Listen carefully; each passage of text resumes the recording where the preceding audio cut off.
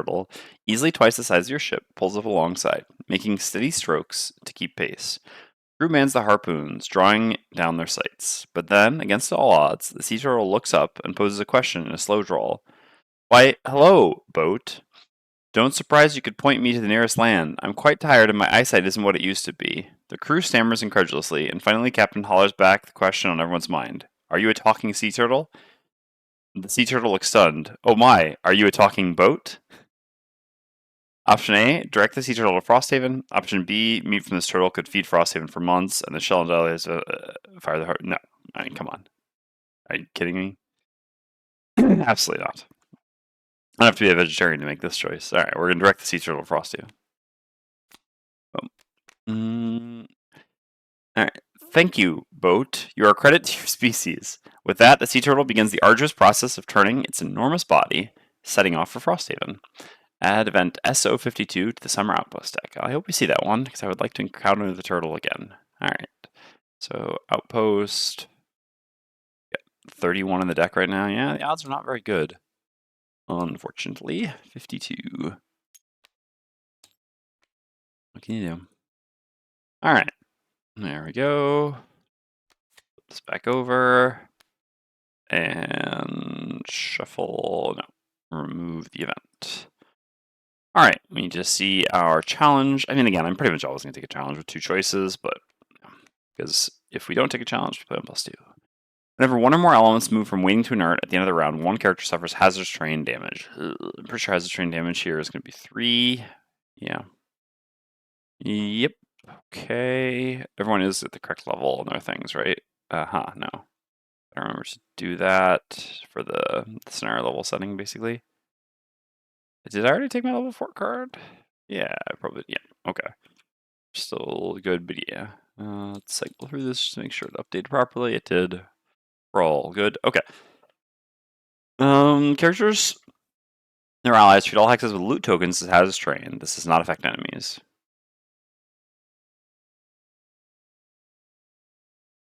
It's weird that this has to say this does not affect enemies. Anyway, I don't know.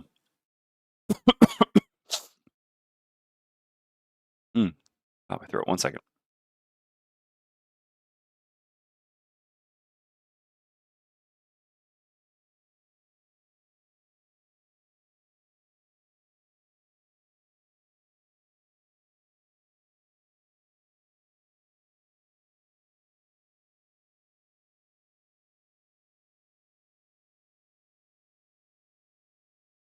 Ugh, I don't know. I'm just getting itch my throat suddenly. I'm like,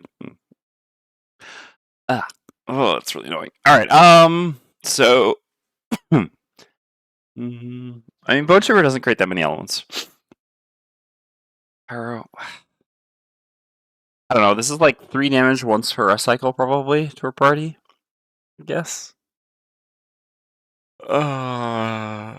Versus not be able to move into loot. I did not bring back sickness from SN. No. This is just now. Like I just got a thing in my throat basically from having eaten lunch. I just realized it's stuck there. I mean, I might be sick. Who knows? We'll find out in a few days. But currently, I am not sick after Essen.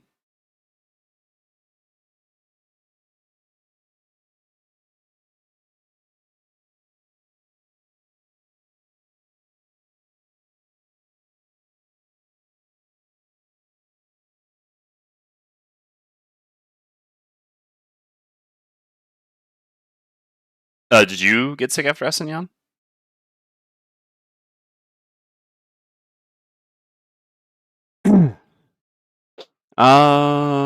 Guess it was indeed my wife.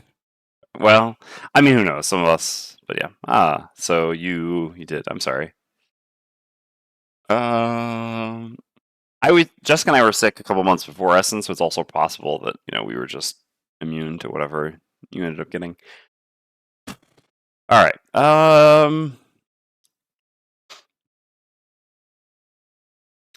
Yeah, it's a tough choice. So Trapper has a good loot ability. Our other two characters not really. Caltrops doesn't affect the Bone Shaper.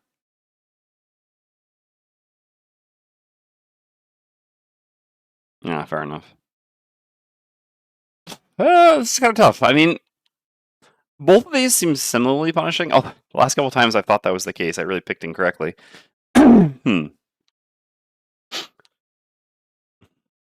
This would be a lot. Well, this would be a lot harder with the next class I'm going to play. Like a lot harder. But the counterpoint is like this will go on the bottom of the deck. It'll be a long time until I see it. So what will really happen with the next character I play? Right now we have two elemental classes, and both of them have a tendency to leave an element around. Like Pyro, we have kind of, in general, we have probably like two fire generators between Melted Armor and Lava Bomb. I mean, maybe Eruption. We'll see if we can afford to bring that to a scenario. And then we often have two spenders, but sometimes like we end up making one, it goes away, and then Bone Shaper. Yeah, no, I mean I think we could take Arcane Tactics. Actually, we should be able to play around this. All right, let's grab that. So then game setup. Refresh the list. Base flows. We did note yeah. So we'll have for Bone Shaper, we have this scenario because it's a boat scenario. And then we'll have one more scenario for Bone Shaper after that. And Trapper, there are Claw Crushers here, so we can hopefully just retire Trapper after this scenario. And yeah, my sniffles are just my allergies. Alright, so each character gets 2 -1s. These two ignore that, so it's going to be 2 -1s for Pyro. Excellent.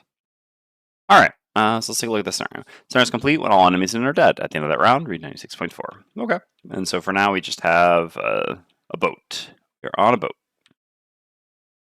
Alright, let's set up the camera as well as we can. I mean, this is not going to be a very practical camera, but whatever. I'll just do something like that. That should be fine. Let's make the picture-in-picture.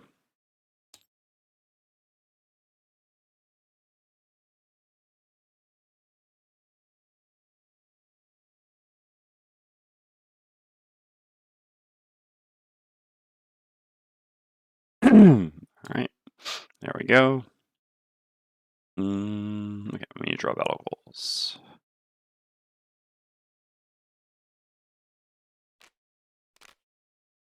Never drop below half on Bone Shaper. Hard to do. Never use a potion. I think we have 2 potions now. Yeah, we have 2 potions, and the healing one's definitely very important. Or never exit hex adjacent to an enemy except through force movement. That should be pretty doable. Like, it's not really... Bone Shaper's MO is not really running up to enemies in the first place, so yeah, that seems like a nice 2-check. Kill an enemy and loot the token drops in the same round. Perform 2 lost actions the same turn. Kill an enemy while 3 more elements are strong or waning. I mean, this is really not... None of these are super conducive. I guess we can take Mugger. This is the most likely one here. The thing is, trying this out of Ritualist, first of all, not very easy in this party, although theoretically doable, but also just not really conducive with the challenge. And this, yeah, just not really happening. I mean, maybe at the end of the scenario we could, but that's assuming the scenario goes easily, which there's no guarantee. Our last couple attempts with Pyro and Bone Shaper in our party have not been so easy. Excuse me. Kill 5 or more enemies, never exit a room with loot in it, or kill 2 enemies in the same round. I mean, I plan on retiring after this, but I guess technically I should take Slayer. I mean, kill 2 or more enemies in the same round is like, you know, kind of my bread and butter, as it were. Although, anyway, it doesn't really matter. I mean, there's 2 Claw Crushers up in this top room already. I should pretty much just be able to guarantee my personal quest here on Trapper, so it really doesn't matter which battle goal I take on them. All right. Okay. So let's move this up there. Oops. This up there too, so don't forget it. Hey, Lord Bulb, how's it going? How's everyone's last week been? Alright, let's set up the hands here a bit. Ugh, this is a mess. So do you have any retaliate in this scenario? No, right? No. Okay. So summon. Good card. Good card. Level 2 card, level 4 card, level 3 card. This is 9. Yeah, so there's like basically this, which could theoretically be swapped out. I've mostly recovered. My throat's still a little bit sore. I mean, you know, I've had some throat problem for a couple weeks now. I'm not exactly sure what it is. I went to the doctor. I have a prescription now to go get a echography, sonogram, and like to have my throat scoped because yeah, I've had like I don't know pain on the side of my throat, but like moves around wherever it is for like over 3 weeks now, despite not like being sick. I don't have fever or cough generally or anything like that. So but otherwise, yeah, my throat. So it's always a little bit difficult these days to tell how much is like the throat sore from just from Essen. But yeah, unfortunately, the last day of Essen was we were out of cough drops. Cough drops not so much for being sick, but just like yeah, I hope so too. But anyway, regardless, yeah, I mean, Essen is quite taxing on the throat in terms of just like speaking constantly in a very loud environment. I don't know. I could take any of these cards. I kind of just want the movement, though. This is like initiative plus movement. Movement's not super important in this scenario, but having a bit of it and having some initiative is fine. I don't really need decaying will that badly. I think this is just fine to keep here. Just feels a little bit safer. Where are we going to do our hands this time? I guess they're going to have to be up above, because, yeah, this is like taking over the space there. Okay. You can do Trapper's Hand next. This is a pretty easy one. So, yeah, we really messed this up. Did you see and or play anything interesting in your free time there? Yes. So, it was sold out and quite full. Yeah, it was. It was a very busy Essen. Let's see. So we played Babylon, which was pretty fun. We didn't. Well, first of all, Babylon was sold out, so we couldn't buy it anyway. I don't know that we necessarily would have bought it if it weren't sold out, but certainly I would play it again. This was fun. A little bit simpler than, I mean, a little bit of a different style of game than the ones I normally look for, but that's what made me appreciate it. We played Rebirth, the new Knizia game, which was enjoyable as well. Again, much lighter than the type of game I normally go for, but we bought it actually for our friends who were cat sitting us, or for us as a gift, and get it signed by Knizia, who was there. So that was cool, and look forward to playing with them. And then yeah, let's see. We also played Dwarf Romantic. Last year it was just impossible to get a table. This year we finally got to try it. Enjoyed it. Again, didn't buy it, but would play it again.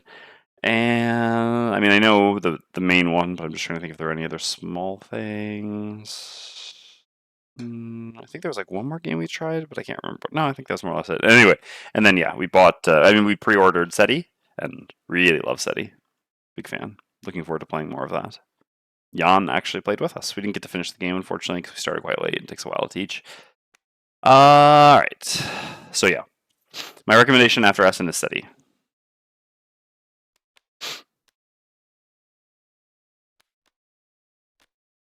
Though, who knows? I mean, maybe after playing it 5 more times, I won't love it as much, but for now, I really, really like it. All right. So yeah, we basically, we took cheese cards for the last scenario that we did, so we need to just go find our normal cards first and then work backwards from there. So these are like the other cards. Yeah, imagine going to a scenario without extra teeth. Okay, so these and this we definitely don't want. This is like 3, 4, 5, 6, 7, 8, 9. So you have like 10 cards here. Yeah, that seems about right. So we just have to cut one of them.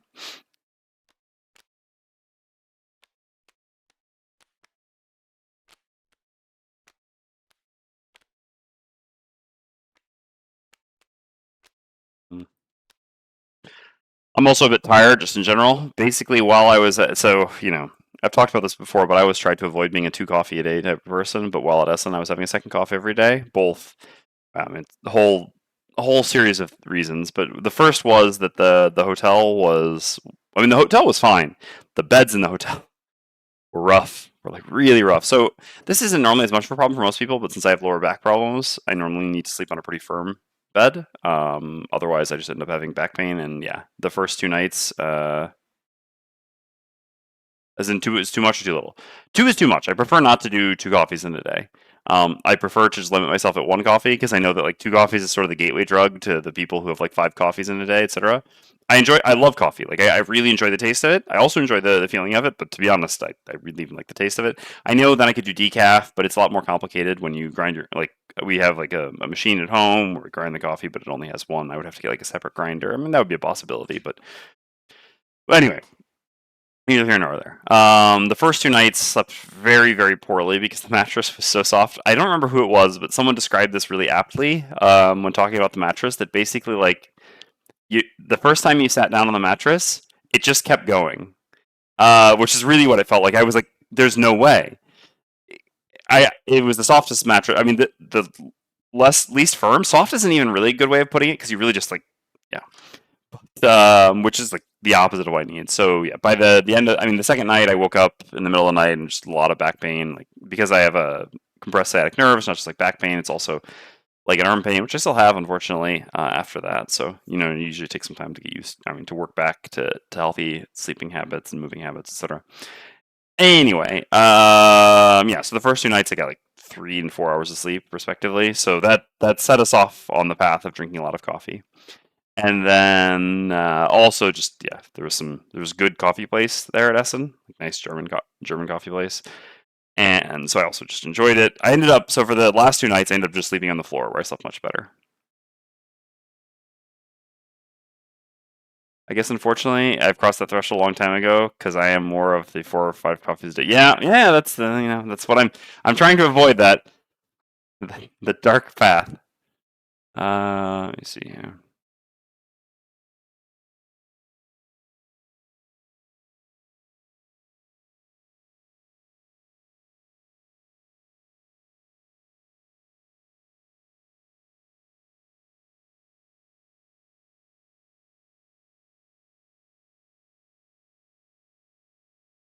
All right, sorry, I was responding to Hummus. Okay, so we need to cut a card here. It's almost always going to be one of these two cards, I think. Anyway, so while I was at Essen, I was having 2 coffees a day, which, yeah, was fine. But now I need to scale back, so this obviously leaves me a bit more tired.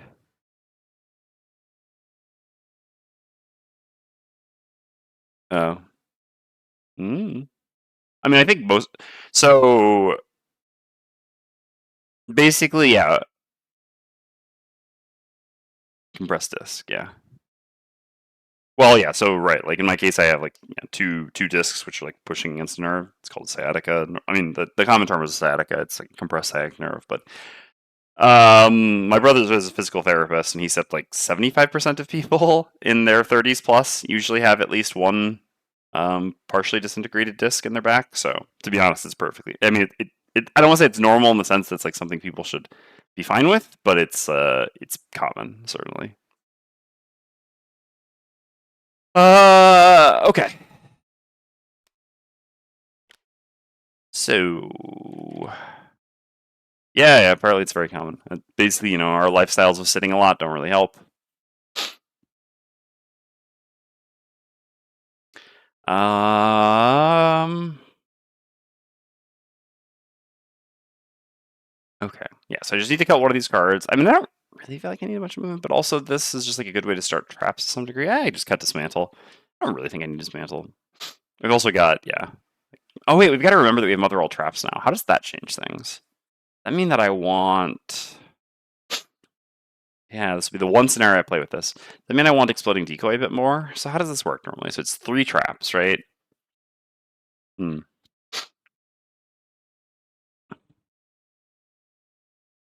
Hey, B-Tone, thank you very much for the Prime sub. I appreciate it. For 15 months.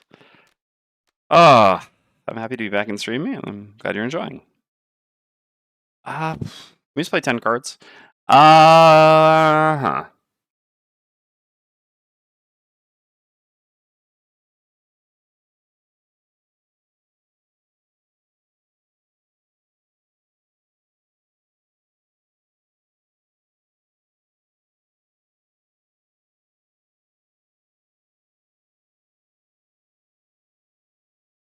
I don't know. I feel like maybe this is more important. I mean, what are like the top actions that I'm actually looking to use? So this is a bottom action. This is a bottom action.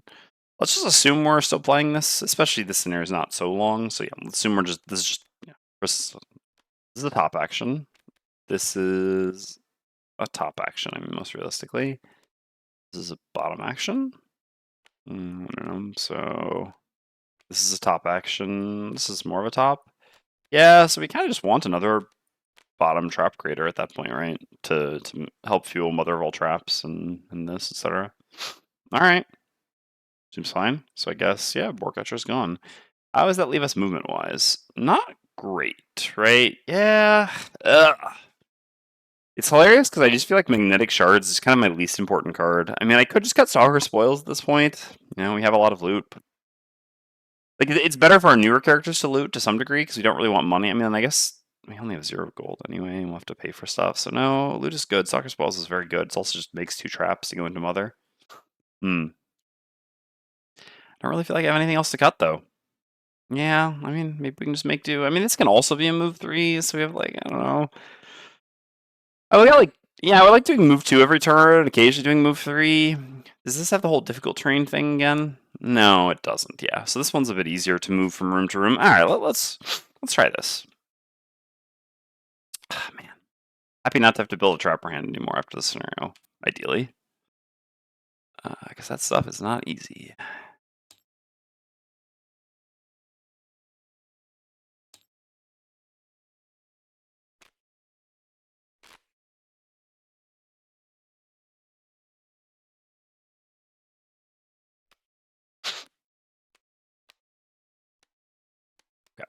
So, enemy-wise, we have Claw Crushers with a lot of shield, but I guess that's not really our job to kill them. We can just kind of build up on Trapper and then try to one-shot the 2 of them for the personal quest. So we don't really need to bring Melted Armor because there's no other... I mean, there will be Claw Crushers in the second room as well, but also this will be hard... It'll be hard to get Hazardous Rain in the bottom.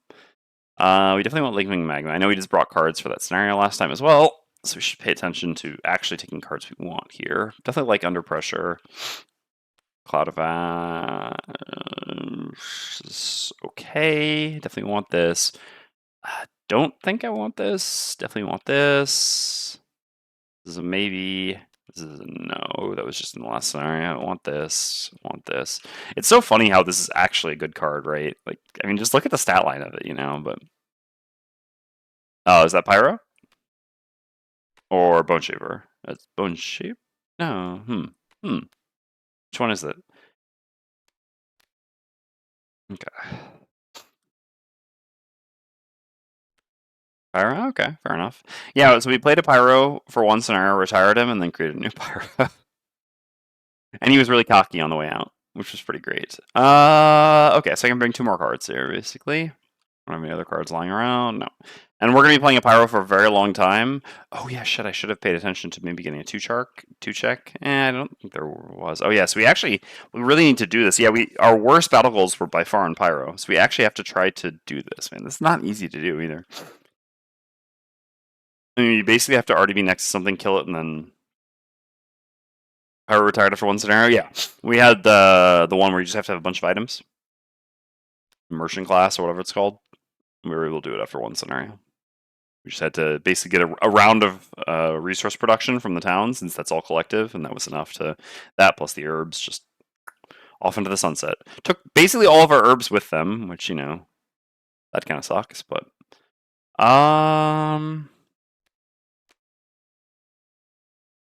probably want cooling.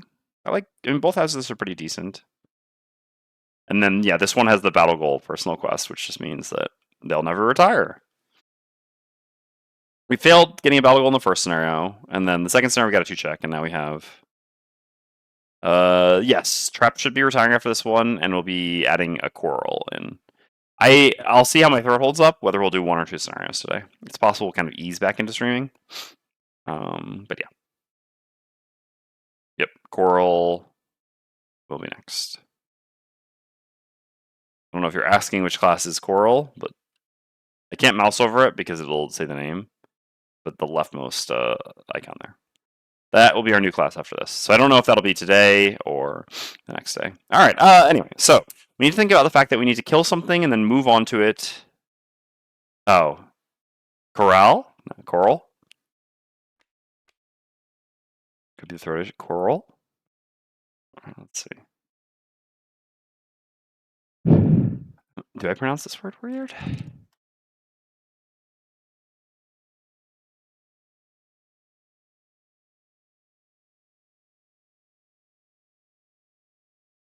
No, it's okay. I'm just curious now. I want to hear it. Going to Wikipedia.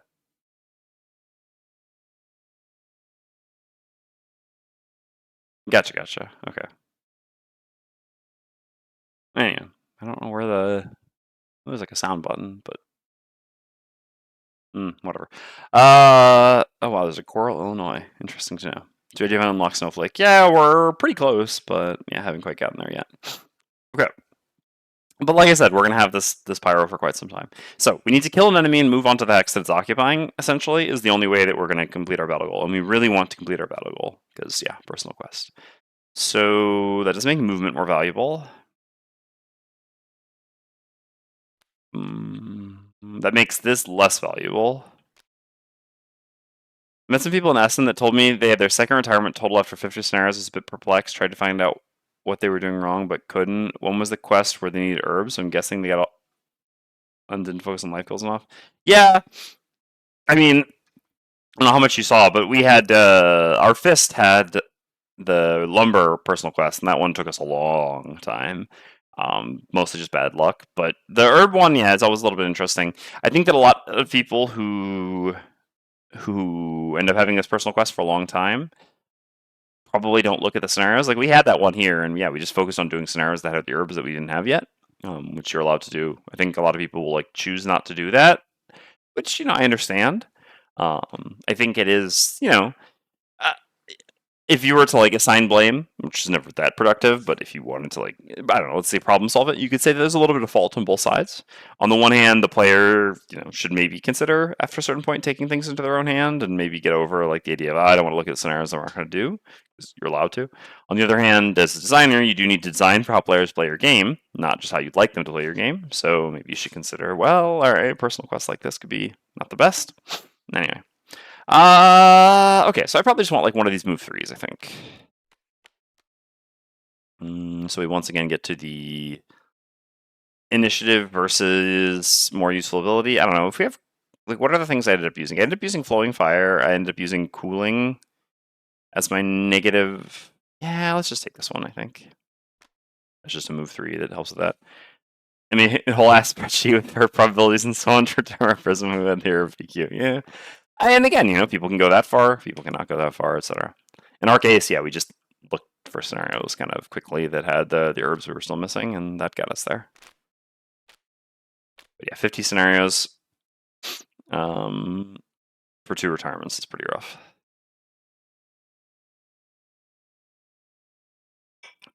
In Gloomhaven 2nd Edition, I can assure you all that in general, now there are still a couple personal quests that could theoretically take a while if you, like the one where you have to do scenarios in different locations. Like theoretically, if you did something like that where you didn't go out, you didn't actually pay attention to trying to complete it, then that could take a while. That was just one in Gloomhaven 1. It was never really complained about though. So, but otherwise, yeah, so like this is it's a little bit of an interesting anecdote, but essentially. Oh yeah, because I set the camera before I did picture in picture. I was like, how is the bottom cut off here? I know the top is cut off, but that is what it is. Yeah, so we actually had did so basically, I don't know how much of this. Whatever. I guess there's no harm in sharing this. So she did paid campaign testing, basically. So most playtesting for Self Affair is on a volunteer basis. Although actually, at a recent, it depends. You still get stuff, and what that is varies. I would still view it as volunteer, but for the last project we did after 2nd edition, there was even better compensation, and I hope that continues going forward. But won't be getting into that.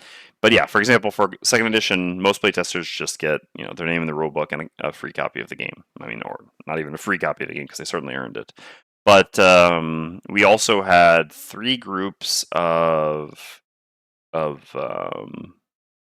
paid campaign testers who, this was a bit like this was not a full-time job, but at least a part-time job, in the sense of they were expected to do like 10 scenarios a week over the course of some number of weeks and play through the campaign from the beginning to the end. And yeah, this provided a lot of valuable information or feedback on like how the personal quests felt in an actual campaign setting. And this was one of the biggest set of changes that we made after that was specifically to personal quests to iron out some issues with some people. Like there was one group who had someone who did like 23 scenarios before retiring. And again, this was a case where like I don't know. I was like, well, they could have just like looked for scenarios with this monster type, but the group didn't play that way. And again, like I said, you have to design for how people play, not how you want people to play. So we changed it. Anyway, so that should hopefully not happen much in second edition. All right. For that PQ, it took 7 scenarios, one of which was a retry. Though I did go back to Frosthaven between retries. Fair enough. Okay. So the cameras are all set up. Looks like we're good to go. We have a free summon and a free trap, and we just set our characters on the map.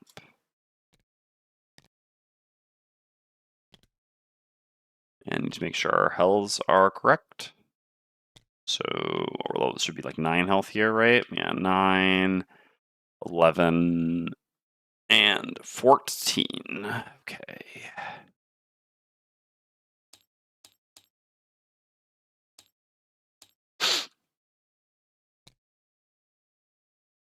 Okay. So what is it? We read a section when all revealed enemies are dead. So for now, we just start with the killing. Do I want the Wraith in this scenario? I mean, I've got enough good modifiers to draw at this point, right? I'm pretty sure I have like 1 to 2 poison and the 2 curse. Yeah. Okay. Because yeah, we basically have to make the decision of Wraith or Skeleton. I mean, the Wraith is pretty bad against the Claw Crushers, but obviously the Trapper's goal is to kill the Claw Crushers, and I think against the rest of the enemies, the Wraith is good enough. So sure. Guess I think we'll summon it like behind.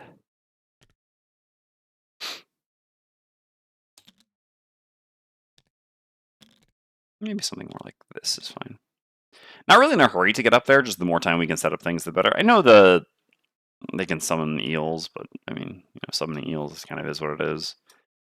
Don't want to rush for this. Okay. So, we have to be cautious of this element, though. Although, we'll still have 2 turns to get it, right? So that's fine. Because it'll basically be made at the start of... I wish I should look at that perk. The start of each scenario? I mean, that's presumably during round 1. So anyway, sure. Alright, so we do that. Yeah, this camera's not going to work very well here, this camera preset. Also, I need to put that actually... Oh, the first time I played this, Lurker summoned eels for 6-7 rounds before I kill them. Yeah, that can be a bit rough.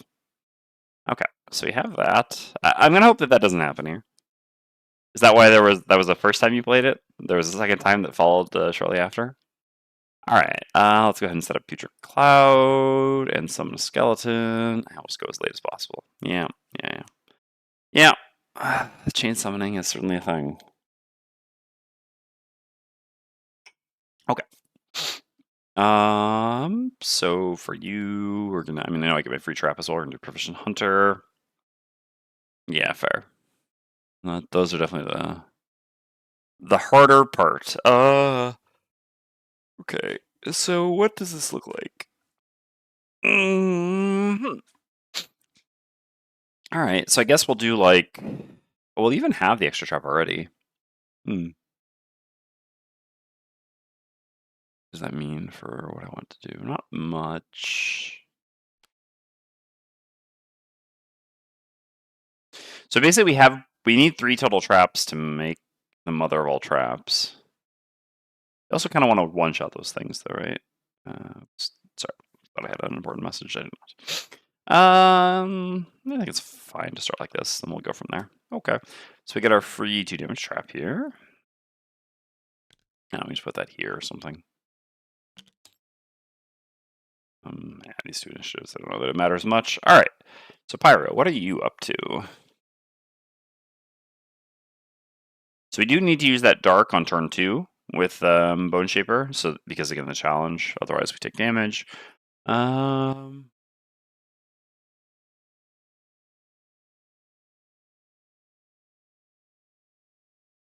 we do kind of want to make fire and go late here is more or less the moral of the story. So let's just go ahead and do like this and this. It's fine. It's not as late as I would like, but whatever. All right. I think we're good to go. So again, we really need to remember Battle Goal for Pyro. Also, theoretically, Battle Goal for Bone Shipper would be pretty good. Well, Bone Shipper is going to retire in 2 scenarios, so actually it doesn't matter that much. All right. Let's refresh or refamiliarize ourselves with our items. So we can make 2 elements of the potion. Here we've got the freezing crystal. Okay. And here, oh, yeah, we have level 9 now. So I guess we just have the explosive vial slotted in as well now. Okay. Okay. All right. Let's do it. Okay. That's not a summon. No. It's the melee AoE. Yeah, thank you, Vito. Appreciate it. Yeah, I have to pay a lot more attention to my posture after getting back after those. That bed did a number on my back. All right, so I swear I need to remember this at some point. You know what? Let's just do this right now. I'm just always going to forget it. No, because it's going to take me a while. I got to like figure out how to log in. All right, no, never mind. Okay, so 2 experience, and we use Path of Pain, and so we're going to create a. I mean, is there any reason not to just like make these back here? What is the wording on? Oops, on the other all traps. Destroy 3 traps within. Okay, so it is specifically 3 within range 3. Wow, this is a really flexible with where you position it. That's pretty nice. That is pretty nice. All right, so yeah, just 2 damage trap, 2 damage wound trap here, and put this here. And I think it's just in our best interest to chill back here. Let the monsters come to us. No real rush. I know we could like plug the gap, but that's not really how we want to be using our traps. So yeah, fine. Actually, I guess I can mess with their pathing a bit. All right, yeah, that's better. So actually, I'll create the first trap, and then I'll go here, and then I'll create a second trap. This will make all the enemies filter around this way, because I really want them to move next to each other for reasons. What could those be? You know? All right, so Trapper's done, and Proficient Hunter is once again active, as per usual. All right, let's just set this camera a bit more zoomed in. Okay, so Claw Crushers go. Oh, yeah, enemy elements. Ugh. You see, we always choose the wrong thing, the incorrect challenge. Because yeah, enemy elements. Yeah, that's rough. All right, all right.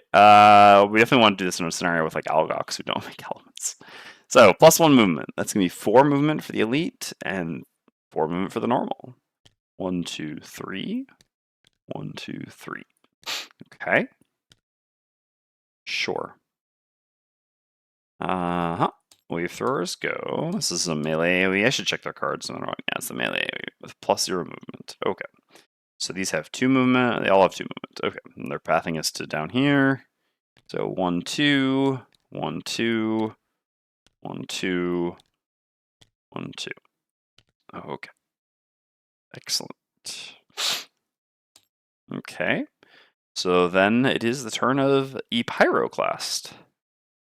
So yeah, we have Earth. All right. So we're going to. So we do actually have the ability to get +1 range on our things. So we could even attack before moving. I don't really see a reason to do that. Sure. So I think if I just like move up to here, this is fine. So yeah, I'll just move up to here with Metamorphic Rock, just doing this as a move 3, and then I will create fire. A lot of elements that we have to use, but so be it, to hit this enemy here with a lava bomb. Actually, maybe I'd rather have it more central. I could even just hit this.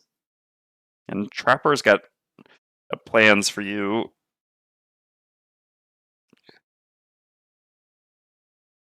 Hmm.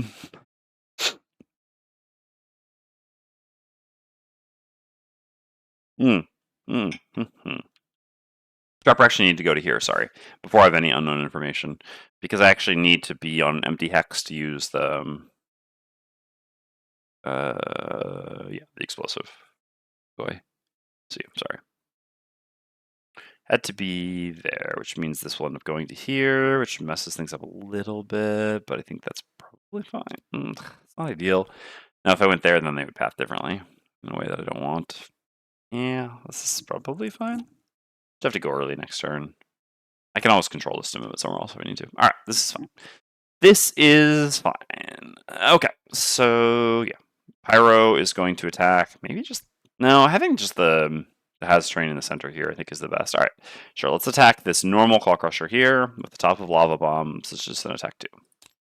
Regular old attack 2 does 2 damage. I know the damage would be more valuable here, but I wasn't really counting on this necessarily dealing damage. Given attack 2 into 2 shield. Obviously, if I'd known I had a +2, I would have attacked here. Okay. And so then we're done. So then the Bone Shaper goes. Like I said, this moves to here. We'll attack the Elite. A little poison or curse here. No such luck, but that's okay. Then we're going to gain 2 more experience, suffer 2 damage, and summon a skeleton. And then activate Future Cloud as well. All right. And that's that.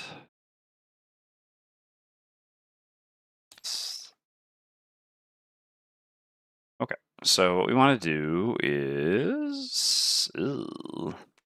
I should have not grade on this, but I guess it is what it is.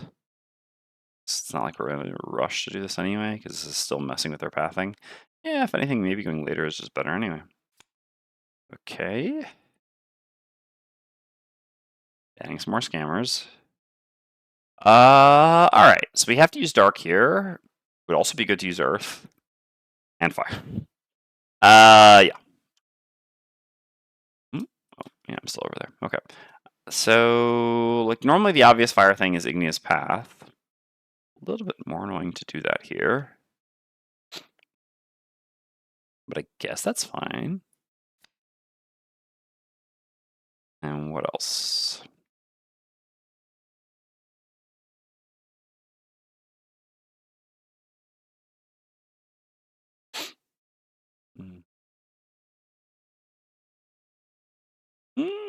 Maybe this is actually a fine thing to do here.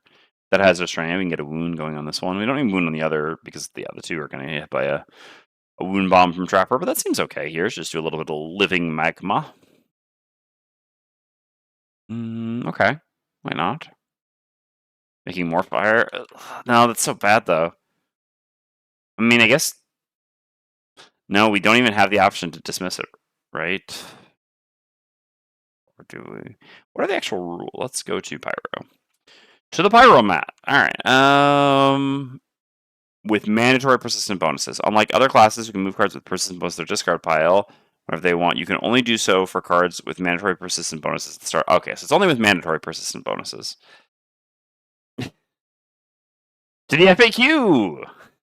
So let me explain. So there's like flowing fire. So this is a mandatory persistent bonus very clearly because the entire ability is essentially mandatory. However, for living magma, there's only a part that's mandatory, which is the fire. Let's go to the FAQ.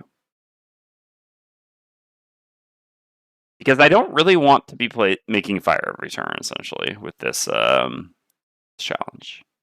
That would be bad. Oops, that's not what I wanted to click on. This is what I want to click on. Okay. Meteor. What build are you going with fire? I don't know. I'm just kind of taking the good cards. I guess Hazardous Terrain.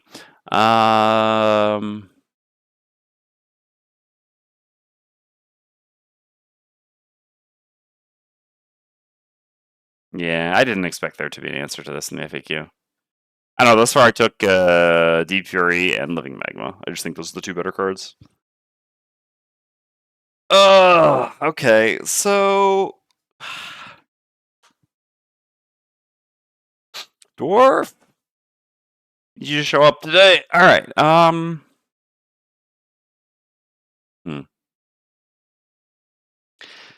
I guess for now, without knowing otherwise, I'm just going to assume that this also counts as being a mandatory persistent bonus. I'm not sure it's actually supposed to or not, but it has a portion of it that is mandatory, and it is a persistent bonus, so accordingly, you know.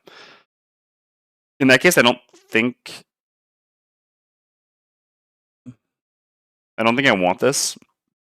I can't use that much fire, it's going to do too much damage to my party. It's funny that I actually don't want to play this, because it's going to make fire. I mean, yeah, that's the effect of challenges. Okay, so that leaves us back in a bit of an awkward spot. So I know I can just, like, full attack. That's so bad as well, by just throwing away a top action. And Pyro sucks. Problem is that the Trapper is just so centralizing to my party strategy that my Pyro is just, like, constantly, like, has to play around the Trapper and just doesn't really do anything. Which also still makes sense, because again, the Trapper is about to do, 30 damage sort of thing in 3 turns, whereas the Pyro just can't match that. Obviously, level 9 versus level 3 is a big part of that. Okay, so we have to use this turn to consume the dark. And I guess we'll use this to consume the earth, just to get rid of the earth, basically, because of the challenge. Okay, so I don't have any top action that really does anything. I could literally just attack with flowing fire instead of using Igneous Path. I mean, maybe that's better. Like, instead of getting a Hazardous Terrain here, I would get a Hazardous Terrain right there, basically, which is kind of more where we're going to be fighting. Honestly, that seems okay. All right, so then that leaves me with a bottom action. I guess in that case, I could also just go use Liquid Stone to gobble up the earth.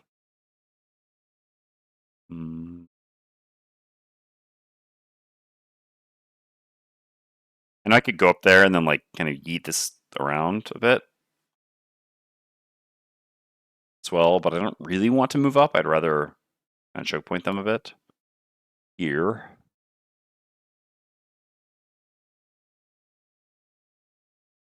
Yeah, I don't know. So it doesn't really feel like I have a thing I can do here as a bottom action. I don't know. I guess no, but I kind of want the push afterwards. So what do I not really want in the next couple of turns? I mean, honestly, healing could be okay, but I don't have the thing to push it back, push it forward, and the minus movement is just so punishing here. Let's just get rid of this. All right, here we go. Let's start the round. Stop overthinking too much. What do we got? Claw crushers are sure. There's the summon. Yeah. All right. Well, they didn't wait long. That's annoying. The creation of water is actually really annoying for us too. All right. This is a reshuffle, right? Yeah. I don't know why Isaac did this. You do this. Well, why? I mean, this is not a terrible example of monster, like, because this isn't such a punishing summon. But cultists are obviously the better example, or oozes. Why is the reshuffle a summon? Or why is the summon a reshuffle? All right. Sure. So on Pyro, I'm going to consume fire, gain 1 experience. I'm just going to make an attack 2 that places a Hazardous Terrain tile right here. That's not what I wanted. Nope, that's not what I wanted either. This right here. All right. Attack 2 on this Claw Crusher. Okay, that's fine. And then I have the bottom of cooling. So Claw Crushers have -1 movement. This means they have 2 movement. So if I were to move back, I would get hit by nothing. So let's move back. Is this going to be a problem afterwards with our sadly very movement limited character? To some degree, yes. We got to move 3 still, though. We still have our boots. We just go with the basic boots in the end? Yeah, we did. All right. We should really get that difficult terrain boost. All right.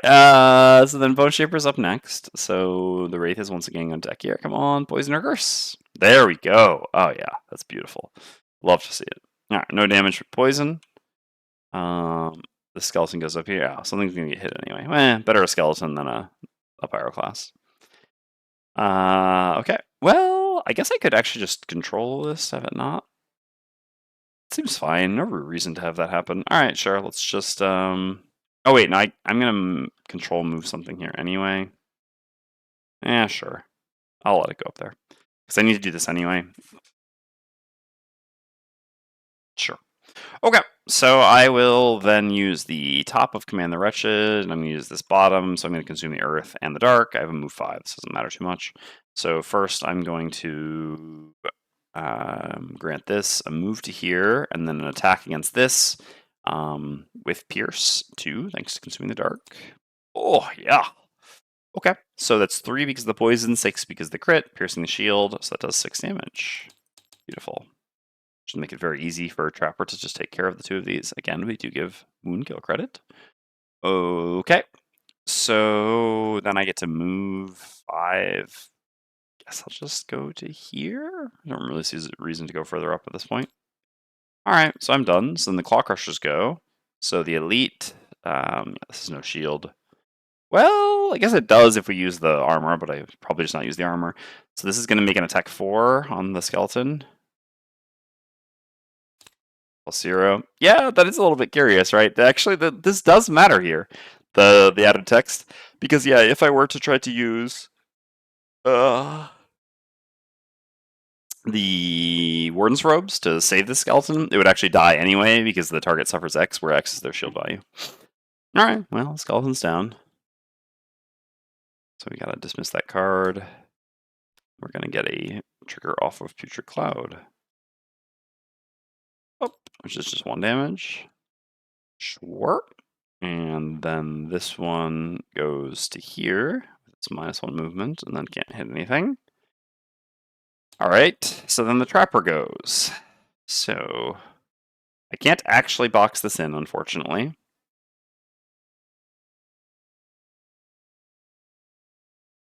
Yep. Alright. So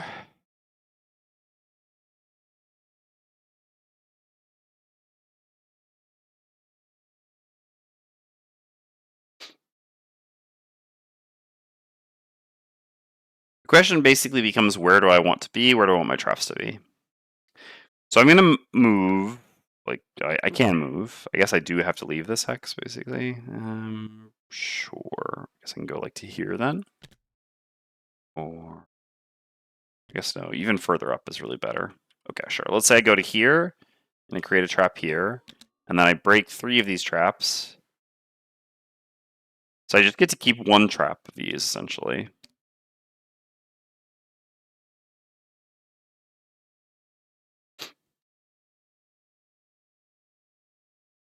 I mean, the 2, yeah, like it should just be this one, right? Sure. So yeah, that was at the bottom of the Exploding Decoy, and then I use the top of Master, or Mother of all Traps, and also Master of all Traps to destroy this, and this. So boom, boom, boom. Alright. Need the poison decal.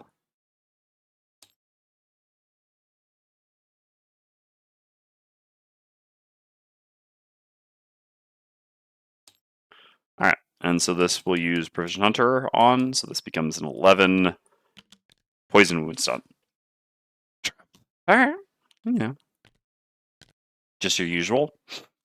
And we're done. This move's fine. And so, I don't know, we'll try to do something with this afterwards. Alright, the wave throwers go. So, it's like normal summons normal.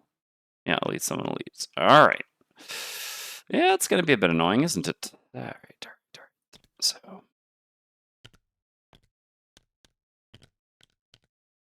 this goes there. Put this here. Put this here. It's here. Curious that they don't have the lightning eels in their context menus, by the way. Okay, so we need 2 elites.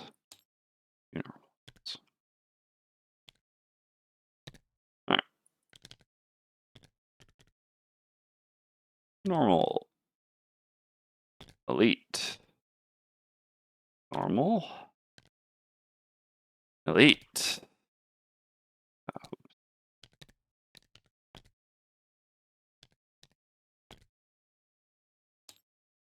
Yeah, it's because of Mage Knight. Alright. There we go. Alright. Well, yeah, that got a little more complicated in there, huh? Huh.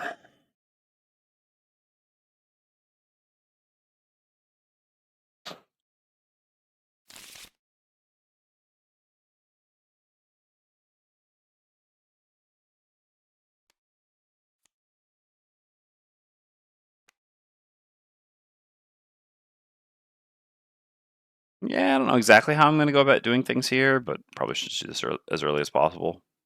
This is fine. So we're basically going to get to make an attack 11 stun, wound, poison on both of these enemies. So because of wound, so we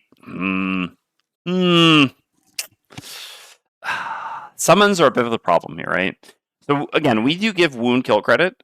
The annoyance here would be that this will start attacking you. I can make it attack one of them once, but even if I guess if I move it over here, if I move over here, it's also vulnerable to eventual range attacks. Otherwise, I could just use extra teeth first to basically add 2 to, or even add 4 to just one-shot these immediately. I think that's actually probably worth it. Saves me some annoyance with the summon. It's not like I need to use extra teeth bottom this rest cycle anyway, although is this really doing much?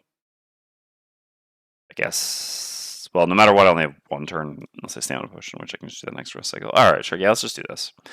Let's just do this, just, yeah, Serenity now, basically. Okay, so on the Bone Shaper, ideally, I'd like to move up a bit. The annoyance, no, actually, that's not too bad. Sure, yeah, let's move up a bit and summon. Go like this and this. We didn't make any elements lesser, right? No. Okay. Sure. So we're a bit far back.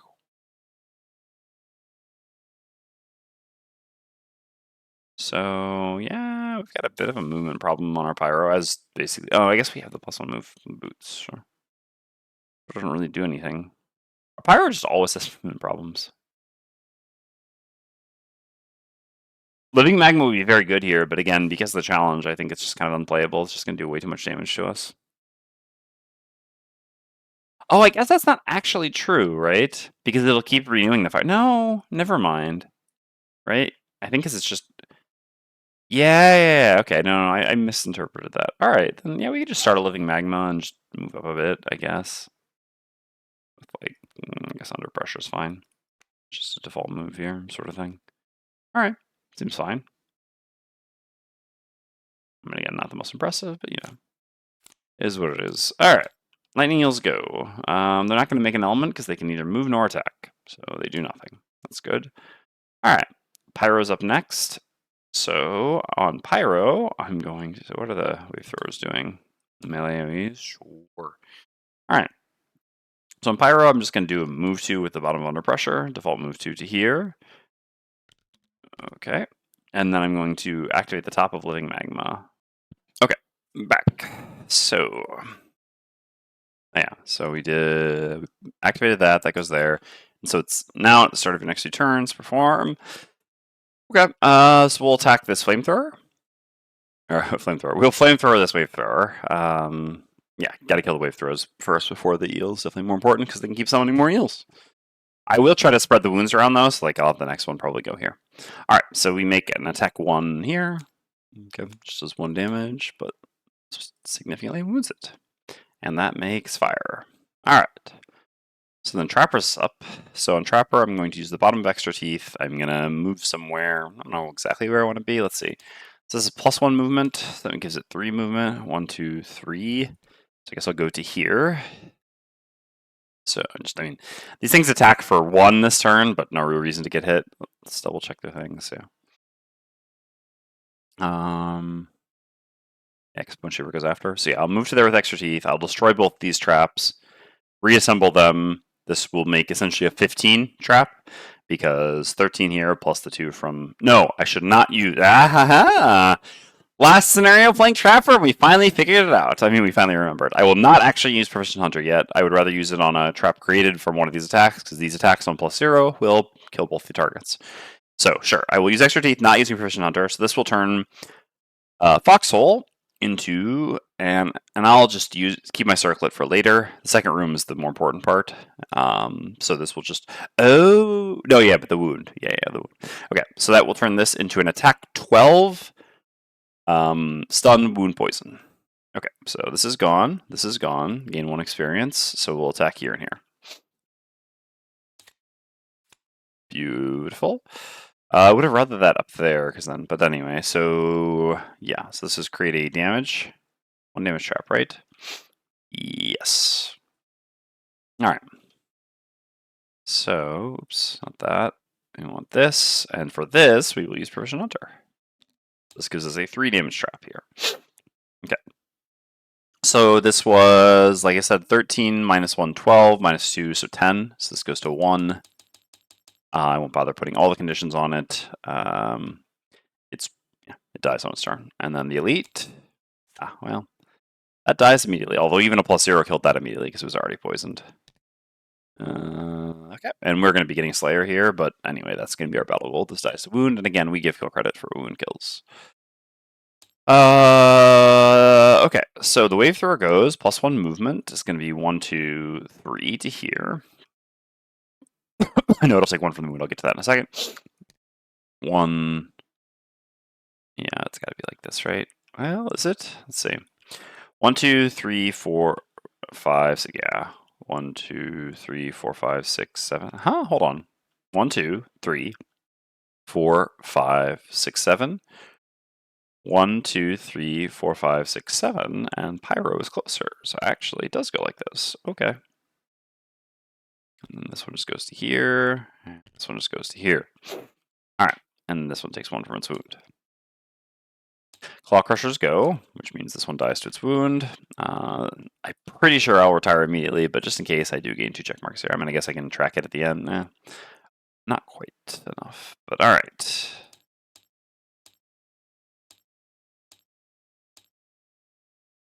All right. Trapper finally gets to retire. Wait, there's no hex from which to attack the Pyro? Oh, yeah, because the thing wasn't dead yet. Yay, right, you're right. Yep. Yeah, I was thinking it was going to die, but you're right, it had not yet died. Okay, oops. All right. So, hold on. Good catch. Yeah, so you're 1, 2, 3. So this is still here. Yeah, in that case, they're pathing around this way. Okay. 1, 2, 3. 1, 2, 3. Okay. Bone Shaper goes. So the Wraith will attack here. Sure, happens. And then, so I guess I didn't need quite so much movement in the end, but I can still go do that. Yeah. All right. I will take 2 damage. Summon here, gain 1 experience, and then I'll move 4, going 1, 2, 3, 4 to here to grab some loot. All right, so then we got to go over here and activate this and grab a loot token or loot card, loot deck card. All right. Okay.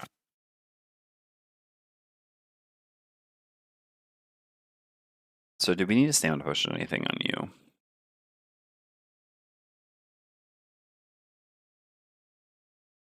No, I think this is probably fine. Just like this turn here. We can consider stamina pushing afterwards.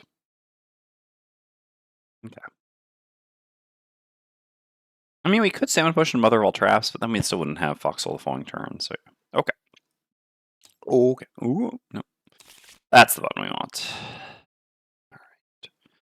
So, yeah, I'll just do this plus this. So for us, on El Pyro, just need to kill an enemy and loot it in the same turn.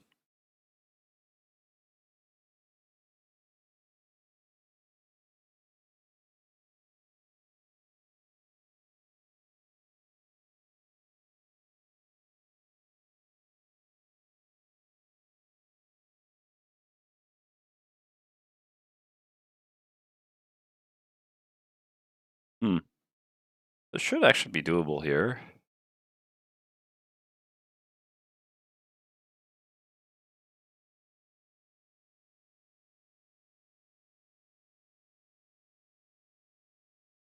I do really care about getting Pyro's battle goals. Okay, so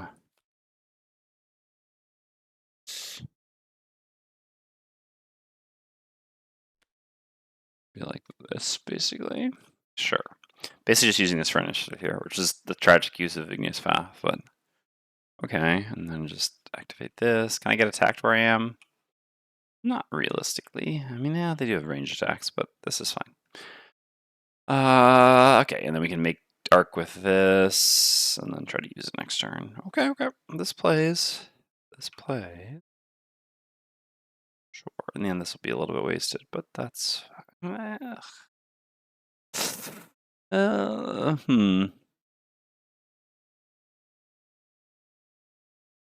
Yeah, whatever. This is the price you pay. All right. Lightning heals do nothing. So wave throwers are okay. Sure. Sure. All right. So trapper's up first. I'm going to replace this trap with an 8 damage stun trap.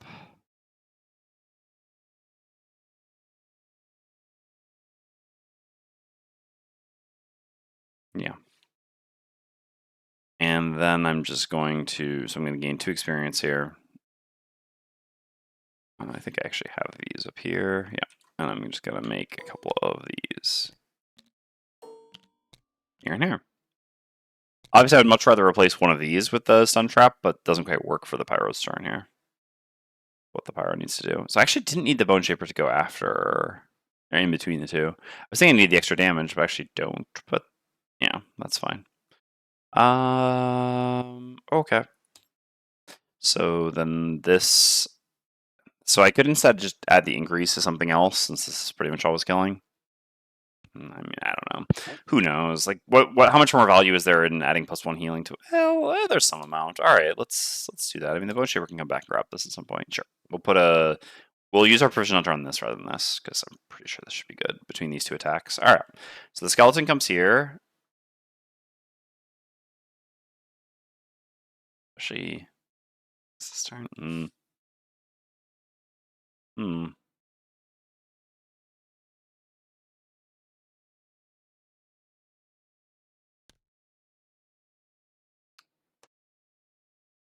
Sure, whatever.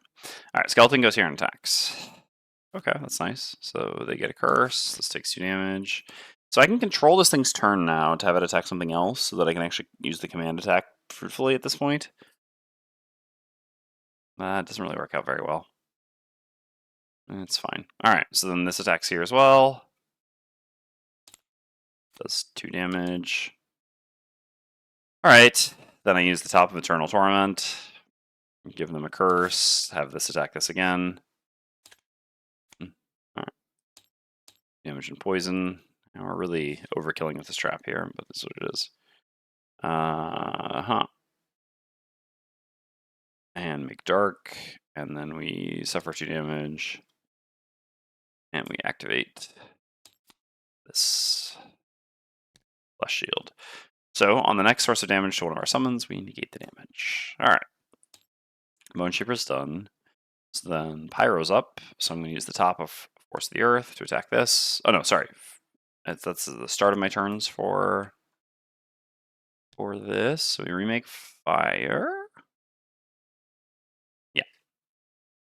So we'll attack this flame or wave thrower here. Okay. Does 2 damage. You'll love to see the crit on a 1. The old Mind Thief special. Then we will. I guess it would have actually been nicer to get the crit here, because then we could have saved this trap, which would have been reasonably neat. All right, and then we attack this with Force of the Earth. Of course, I clicked there. I realized it as I was clicking, and that's why I tried to drag the thing. I guess we had a reshuffle anyways. It's okay. I was gonna say, we wasted a +2, but it's fine. All right, so we attack here. I think that still does it, right? Yeah, because it's an attack 1. +1 for the poison is 2. +1 for the +1 is 3. All right, well, that kills it. That's nice. And we get to save this trap. And then we're going to use Igneous Path Bottom here. So we can actually use the fire from the previous turn. No reason not to for 1 experience.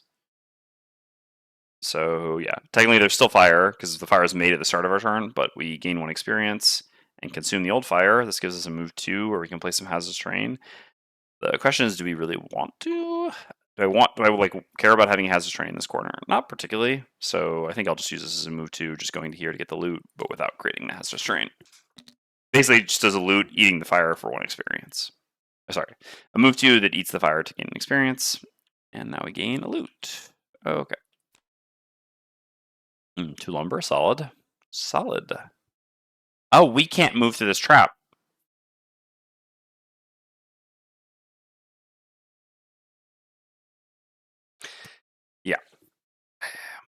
Okay.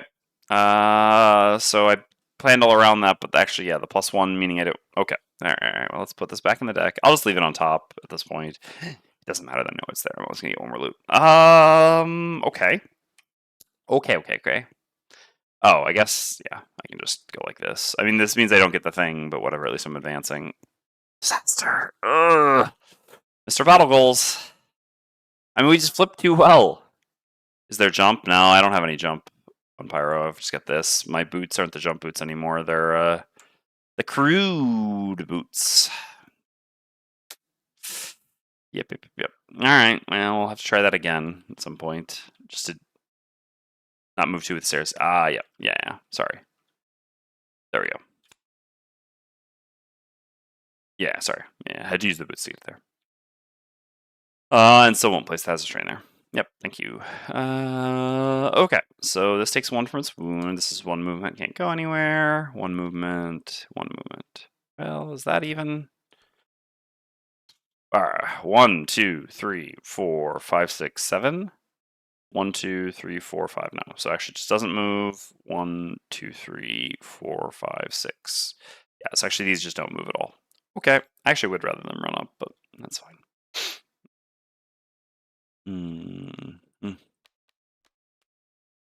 Oh! No, enemy, yeah. We can exit allies. Alright. Yes, this isn't gonna get to attack anyone. This will. Alright. We just got this trap here doing nothing. Ugh. +1 was really annoying, huh? Mr. Battle Goals. Alright.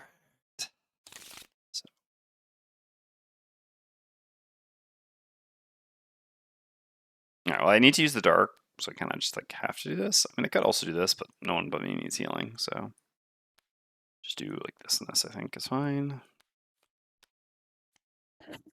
So I need to decide whether I was supposed to use a stamina potion on you. Oh, you're right. I have a move. Yeah. Okay, good call. Yeah, with a move 3, I can go around the trap. I didn't like that because I'm wasting this trap, but that's fine. That's a good call. Yes, we can get it. Okay. Ugh. Tired after wrestling. All right. So technically, we have regen and ward. Thank you. Ah. All right.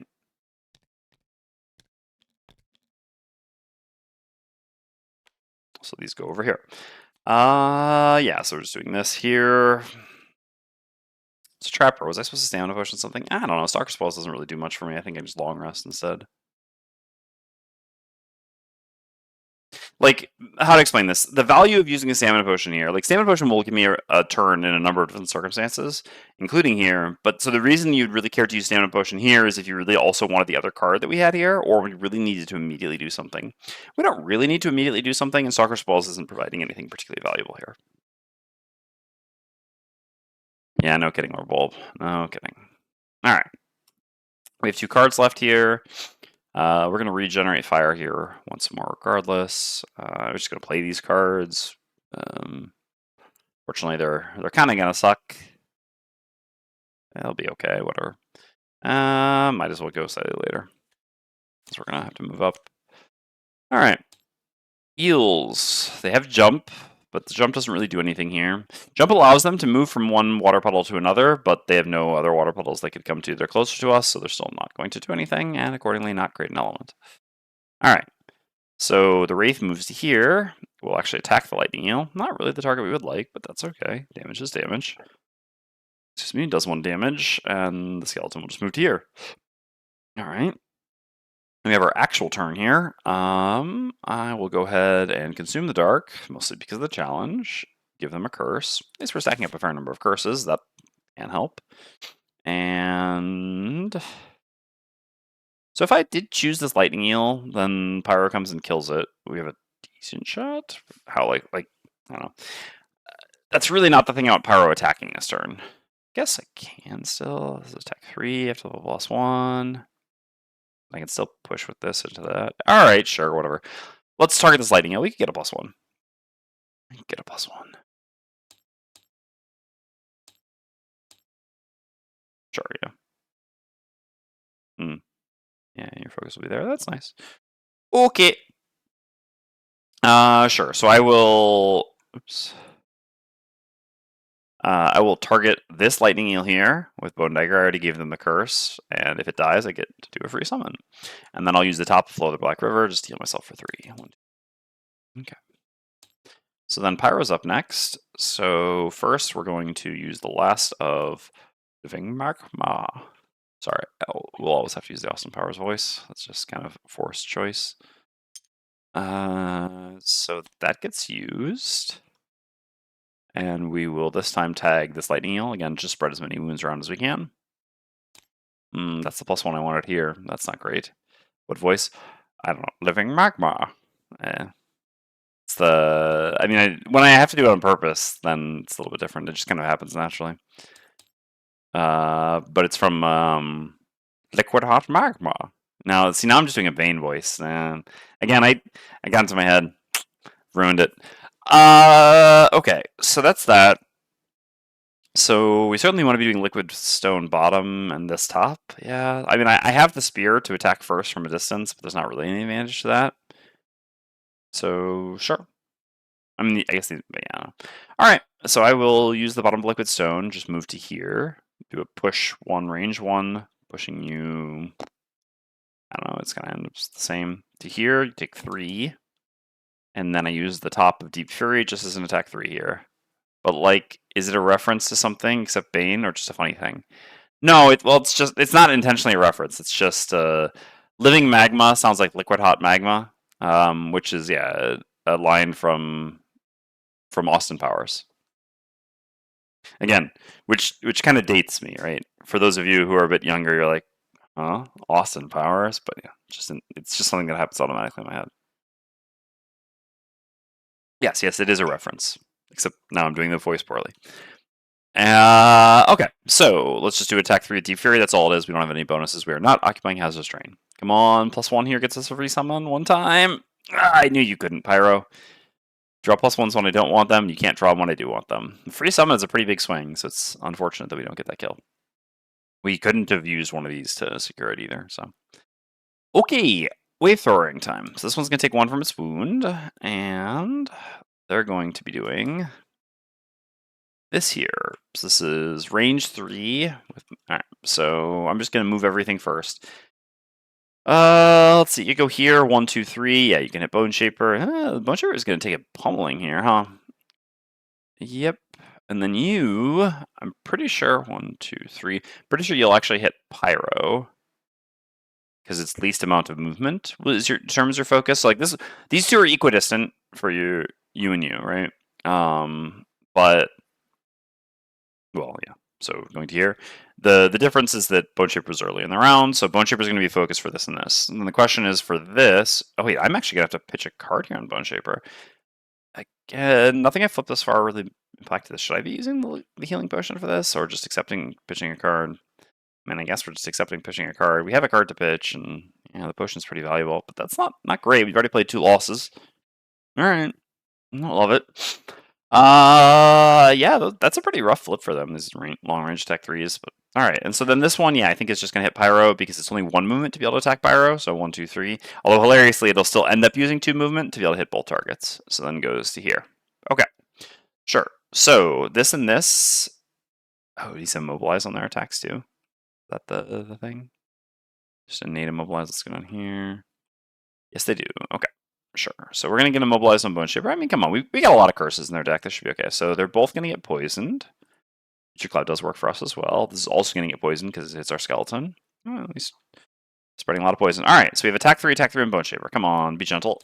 Okay, -1 or worse.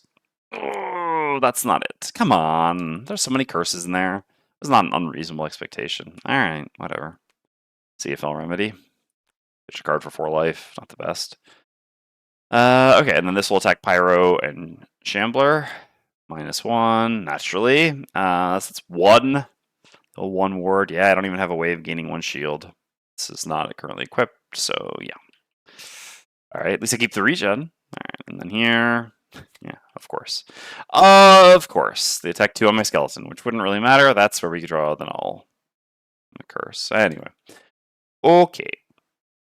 So I'm going to create a bit of a trap over here.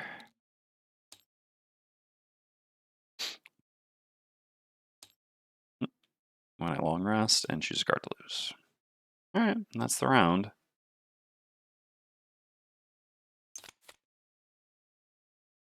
And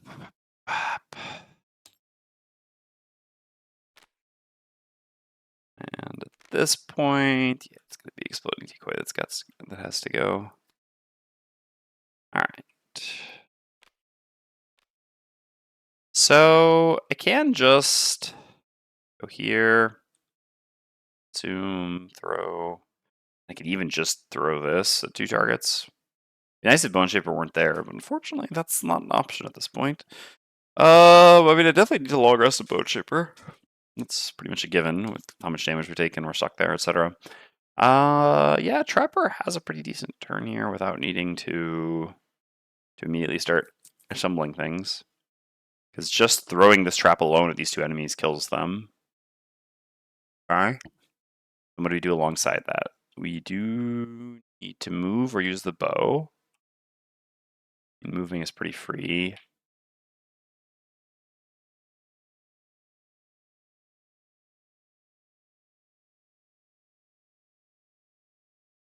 It was good to make a trap, though. I could just... I could use the bow and then use extra teeth to turn this into a 5, but at the same time, I kind of want a Mother of all traps at some point here. How does Path of Pain work? If I use the bow first, then I can like make a trap here, go here, make a trap here, and then after that I Mother of all traps, like, yeah, a bunch of traps up to here, and then afterwards I can use that? Sure, that seems fine then. Alright, so we do have to use the bow, but that's not a big deal. We're long resting all the time. So we can go as early as 28. It's not amazing, but hopefully that's faster than most of the range attacks. I haven't seen these enemies much, so it's difficult to predict exactly what their range attacks look like. We have 1 spent item. I think a short rest here on Pyro is kind of necessary. I mean, it's not completely necessary, because Trapper's going to take care of these, but there's still these enemies that could present something of a threat. Well, I mean, I guess we have defensive item to use. Yeah, alright, let's just take a long rest. Whatever. Should be fine. Oh, well, that's the reason why. Why not to do that? It's fine, we're going to get 2 summons, we get 2 summons, alright. Because unfortunately we have to kill all these lightning eels, right?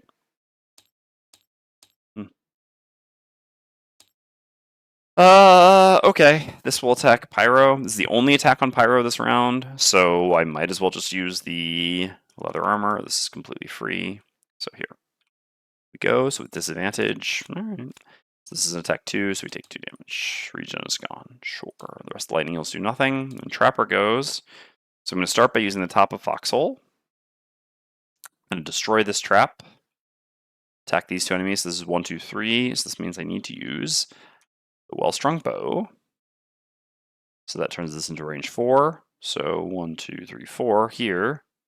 Unfortunately, from where I am, I couldn't circlet one of these enemies anyway, so we're still just going to be hanging onto the circlet. So, yep, these will be attack 5, although 6 is the poison here. So attack 6, attack 5, both with stun. So front to back. Sure. Can go ahead and use Proficient for that. Put that there. Okay, so that kills you, and then here. Sure, why not?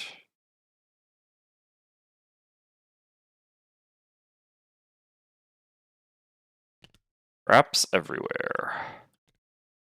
Alright, and kill you. And then we use the bottom of Path of Pain. We create a trap here, move here, create a trap here.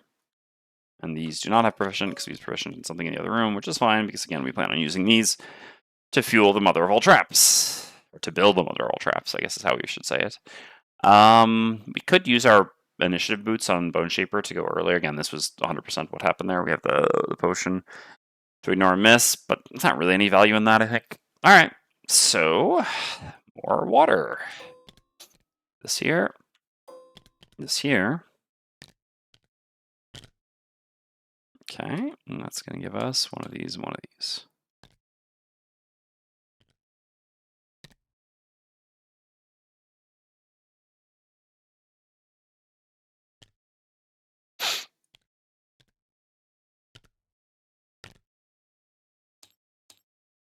Alright. Yeah, still a lot of enemies to chew through. A lot of health here. I mean, yeah, they've summoned twice. Run around 6, so they've done 1 out of 3 rounds summoning. Alright. So, long rest, long rest. Wraith attacks from here. I can control this thing's turn, basically just have it move up, but I don't see that being very particularly valuable. But I guess why not? This is literally free since I can just use this here. Sure. So I'll also use the horn of, or the soothing scepter to give a regen to the trapper. So why not? It's free. All right.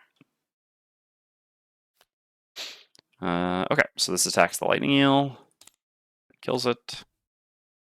All right. This can't advance because there's only 2 movements, unfortunately. And then we heal 2. And Arrow also heals 2. And we all choose our cards to lose. And this is at the end. All right. And there should have been a fire that went down, right? At the end of the round there. Yeah. Okay, so the region actually matters. Because we played Living, on turn 2. And so then 3 and 4 we remade. So in round, maybe it was even 1 round earlier, but I guess, I just missed 3 damage on someone from the challenge. Did we end up using the fire? I don't think so, right? Don't think so. I mean, not the last one, at least. No, we didn't. Okay. Yeah, that was the only element that ended up going away. So, I mean, certainly not on you, so it could be on you. I guess if it was around earlier, I could just throw this region on you. When was it, actually, is the question. So let's see. We played Living Magma on round 3, is it? Let's see. Let's recreate this. Yeah, I agree with this annoyance of challenges, certainly. So let's see. Round 1, we just did this and this. Yeah, round 2 we did this and this. Yeah, so then it was like round 3 we played Living Magma, so that would make fire on 3, 4, 5. So then it would be strong, go down to waning at the end of 5, and then waning go down to inert at the end of 6, which was around there. So that was the 3 damage. Yeah, so we'll do the 3 damage to the trapper anyway, but unfortunately that means that we can't get the regen. Because at the end of the round, when the element goes away, is after the long rest. So yeah, we'll just have to. I mean, technically, we got the regen, we just never used it, but we can throw it out again. All right, seems fine. Let's actually do our long rest now. Yeah. Easy enough. It's the last include, pretty easy cut.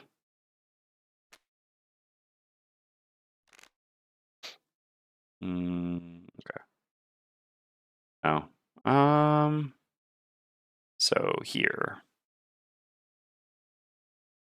I can either bring these both back to get an extra turn, or I can bring neither of them back. I mean, the skeleton is currently blocked off and can't do anything, so I guess I'll bring both of them back. It's a little annoying to bring back Flesh Shield.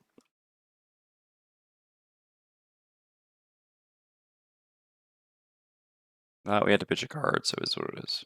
All right.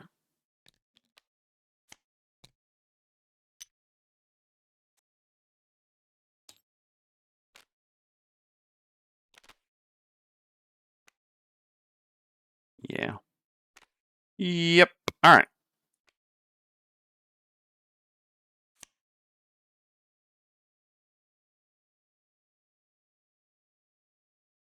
All right. So what are we up to here?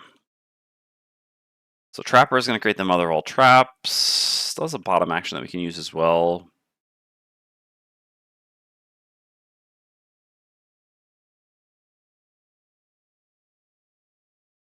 And the mother of all traps is already enough to kill enemies here. We do want to probably stamina potion here, I think. So basically we're doing like this. And I don't know. This doesn't actually work though. Just getting blocked by the Bone Shaper. And it works if we do like this. All right, sure. Sure. So Bone Shaper needs to move here then. Bit of an annoyance. So this is gone. Okay. Really want to have to move here, unfortunately. But I guess that's fine.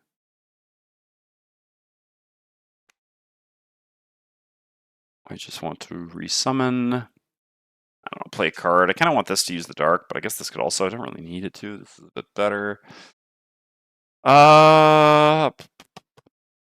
Just play this then.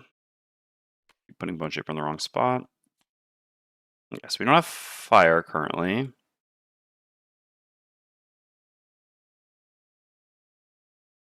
Hmm.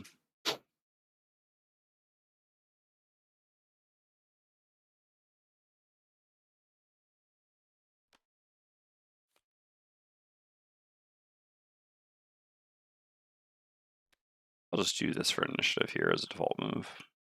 I'm just gonna go and throw. I don't know. I mean, the problem is I don't even need to throw Lava Bomb. Trapper just always kills these two. Pyro's just so useless. Man, it's so funny, right? The two of the two classes that are considered, I mean, of the classes we played, the two that might be considered the strongest by the public, and I do also consider Pyro to be quite strong, have just been so bad in our party. Like here, it's just a bit annoying, right? Because if I Lava Bomb, I mean, basically because the things that the Pyro is going to be responsible for killing here are just the eels, because the Wave Thrower is obviously the more or higher priority targets, so those are for Trapper. But the eels, I can't put lava underneath them. What are the rules even for pushing and pulling eels? I guess we got to go to the FAQ for this, huh? Yeah, so Pyro as usual feels useless. I mean, it'll be more interesting to play Pyro when we don't have Trapper in the party anyway. Trapper's certainly having a bit of the Eclipse effect on this party. Okay, let's see. Monster questions. Lightning Eel.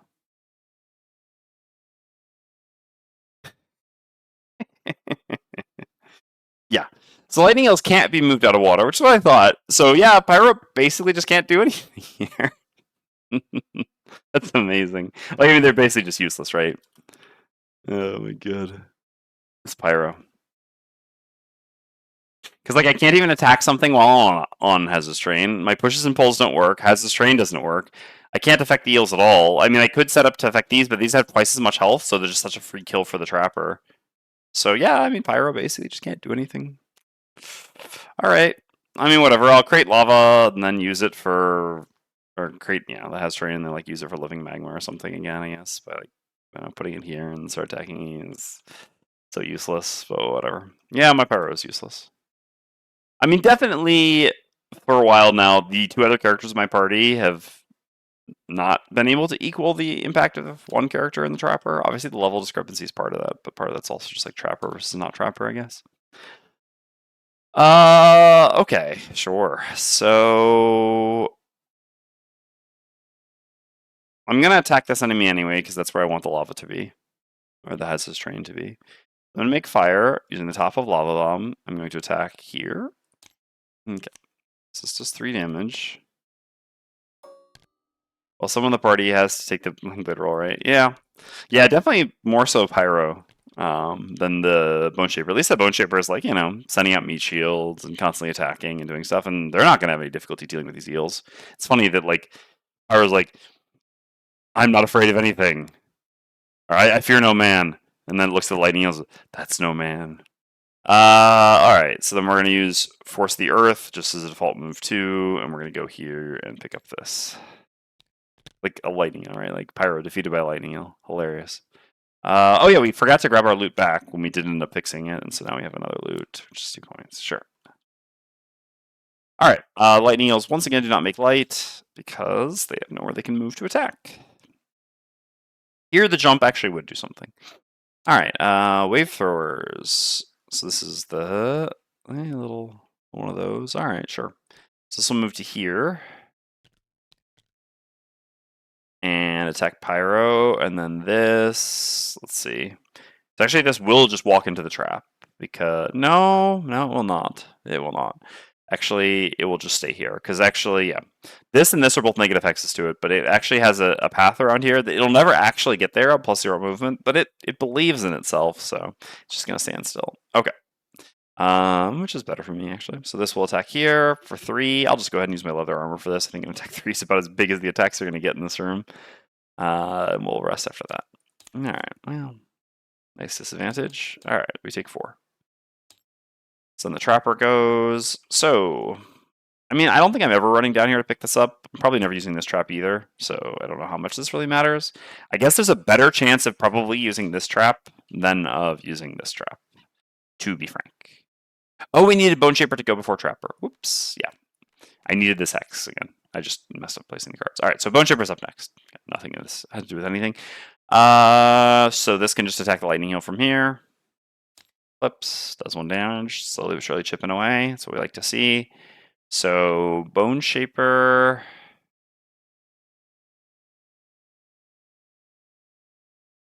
Gonna move to here, I think. Grab this loot. I'd rather Bone Shaper pick up loot than Trapper. Don't. I mean, I guess Trapper does get an extra healing out of it. I don't know how much that matters for the long rest anyway. All right. 1 coin. Okay. And suffer 2 damage. Gain 1 experience. And bring out another skeleton. Mm-hmm. All right.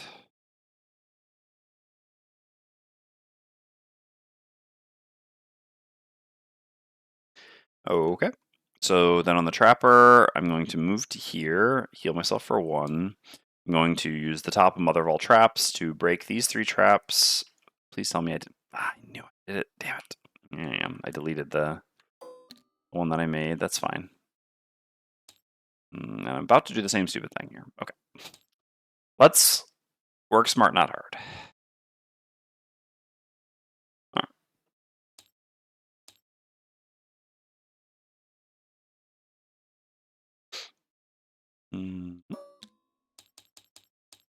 There we go. And I don't know if I gain the experience yet or not, but we complete our personal quest whether he wins the scenario or not. So, and here I will go ahead and use my stamina potion to get back the one and only. Where are you? All right.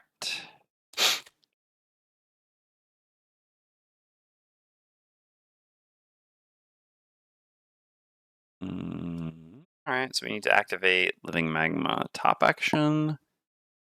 And that's for a bottom action. So these 2 are dead. And don't really have bottom actions that do anything otherwise. Neat. We can use Igneous Path to gain an experience. Might as well, I guess.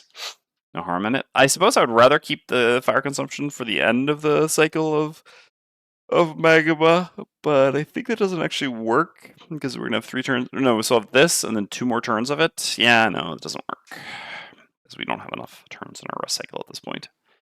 All right, so we can just do this for experience. So I can control this, have this move here. It's kind of useless though. I guess right now this is gonna otherwise take a really dumb path. Positive traps are pretty annoying with summons, though. But I also don't need it going there. Yes, Dwarf did get back to me about the move -1 issue. So you would it was the I mean Isaac's response was like an Isaacism, which is like, oh, I guess so. But yeah, basically the understanding at this point is that it would work the way we thought it would work, which is basically we would try to perform the move 1, we would perform the ability, but then we wouldn't move. So it's a bit of Pavlov? Chekhov?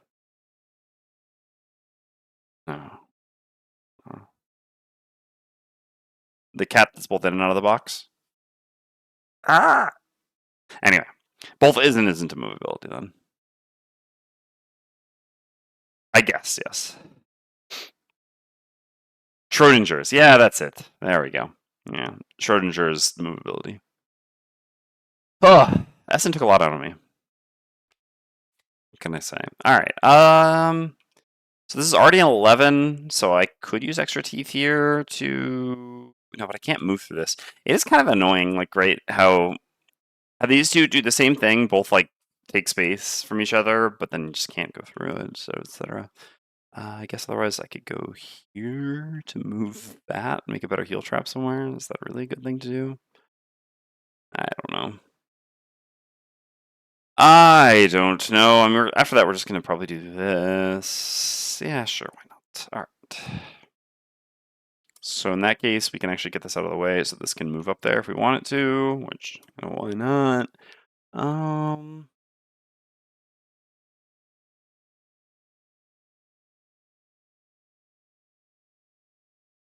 So we want to go after 22.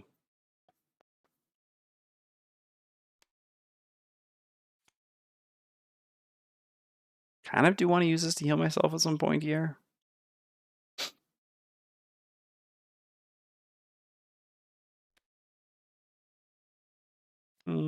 Whatever. I got a healing potion, it'll be fine. I don't know. Kind of playing cards here.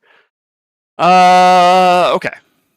A summon again, huh? Well, fortunately we came prepared. Trapper is taking care of this. Imagine if we tried to leave taking care of them to the Pyro. Pyro's like, I could have done it too. Oh wait, this didn't actually work because Pyro's just gonna, well, I don't have to. Alright, so we're gonna activate Living Magma. Oh, we actually forgot to gain an experience when Living Magma went away last time. Okay, so we're gonna activate Living Magma, and this is gonna give us an attack 1 wound on this Lightning Eel here. What are the Lightning Eels up to? Sure. On this Lightning Eel here. Okay, well, no damage, but a wound. That's now active. Yeah, Pyro definitely could have done it. Done something, that's for sure. And then I have the bottom of Igneous Path, consuming the old fire, we make a new fire, but this gives us an experience, and we have a move 2. I do have my boots back, so I could go pick up this loot here, and also create Hazardous Terrain here, which is of dubious value at this point. If anything, it's just a bit annoying. And yeah, that way we can grow this. Sure, let's go do that. I like picking up loot.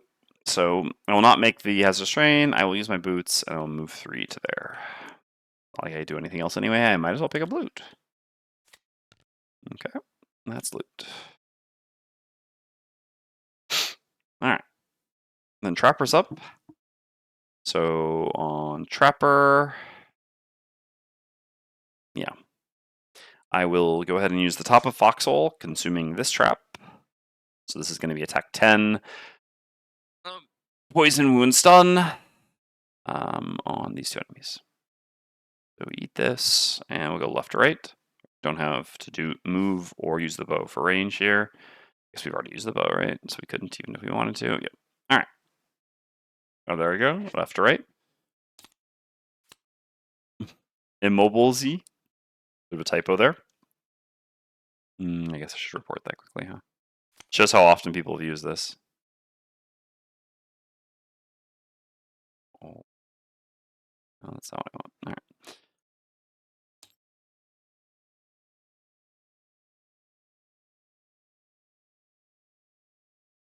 Paste all this.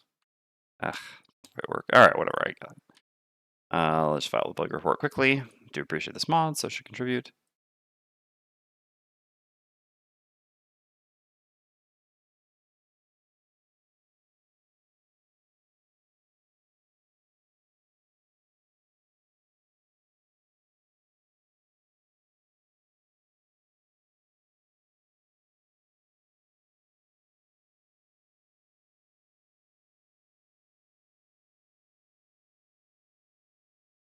Okay. There we go. So that's a +2. This was an attack 10, 11 for the poison, +2, so this is just immediately dead. Ooh. Then over here, within range 2 of me, don't have any, not possible, still kills. Okay. Yeah, Trapper doing Trapper things. And then we have a move to ourselves, so I can go here, basically, might as well. It's a slightly better location. And then from there, well, no, I guess we don't really want to. You want to go there because this is going to be what happens here. I guess it does take both. Yeah, the mod doesn't really handle this very well, but technically, if I were to go there, I would create a damage heal trap, the first of its kind, crossing new boundaries. Okay, yeah. So basically, I should either go to here or go to here. This way, I can create a specialized trap rather than yeah. How valuable is a 5 damage trap in this room? Not very valuable, and I don't know that we'll get to bring our stuff down with us. Like next turn, I'm just gonna do a bunch of ranged attacks. So yeah, let's just go here, and then that'll allow us to take this 2 damage trap and turn it into a 4 damage trap right here with extra teeth. So we just destroy that and recreate it. Because we haven't used Proficient Hunter yet this round, that allows us to, for this turn, I'm dead +2 to it. All right. Bone Shaper up next. Wraith just keeps on attacking. Just love the Wraith, right? It's just like, I mean, obviously in Snare's a lot of shield, not so great, but otherwise just consistent damage. okay. I mean, this is always going this way. It's fine. All right. So yeah, they'll actually get to attack here. That's fine. I mean, they don't have to actually. I guess could alternately heal. We can also heal a bunch just by walking into this trap here. So I think that's fine. All right. So let's go ahead and use the bottom of Flow of the Black River. We're gonna do a move 2, pick up this trap for heal 4 here. And then we're going to grant this a move to here. And we're going to have, then we're going to make dark. We're going to have this attack here. So they get another curse. And this is an attack too. Okay, nice. 3 damage. Just chewing away. All right. That's that. So the lightning eels go. So they'd never made light because they didn't do anything for the last couple turns. This will actually attack here though. So this is going to be an attack at -1 for 3. -1, 2. Honestly, I might as well just use the armor here. I don't know if that's really going to matter or not, but we're certainly going to long rest before the next room. So we take none, and this gets poisoned. And then this one will attack the pyro. +1. All right. So that's going to be 3 damage to the pyro. All right, that hurts a bit. This one takes 1 from its wound. And that's the round.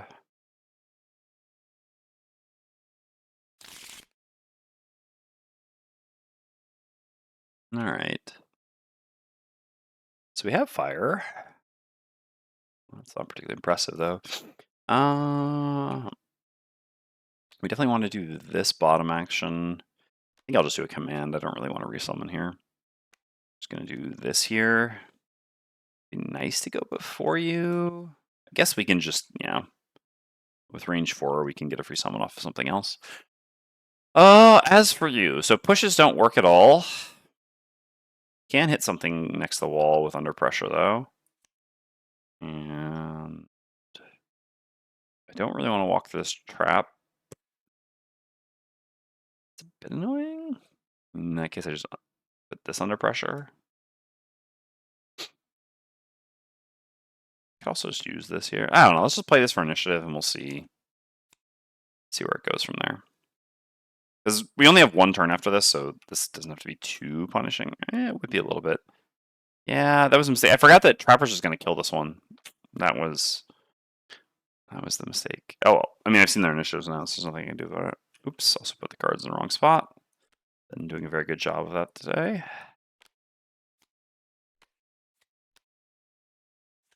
All right, so Trapper's up first.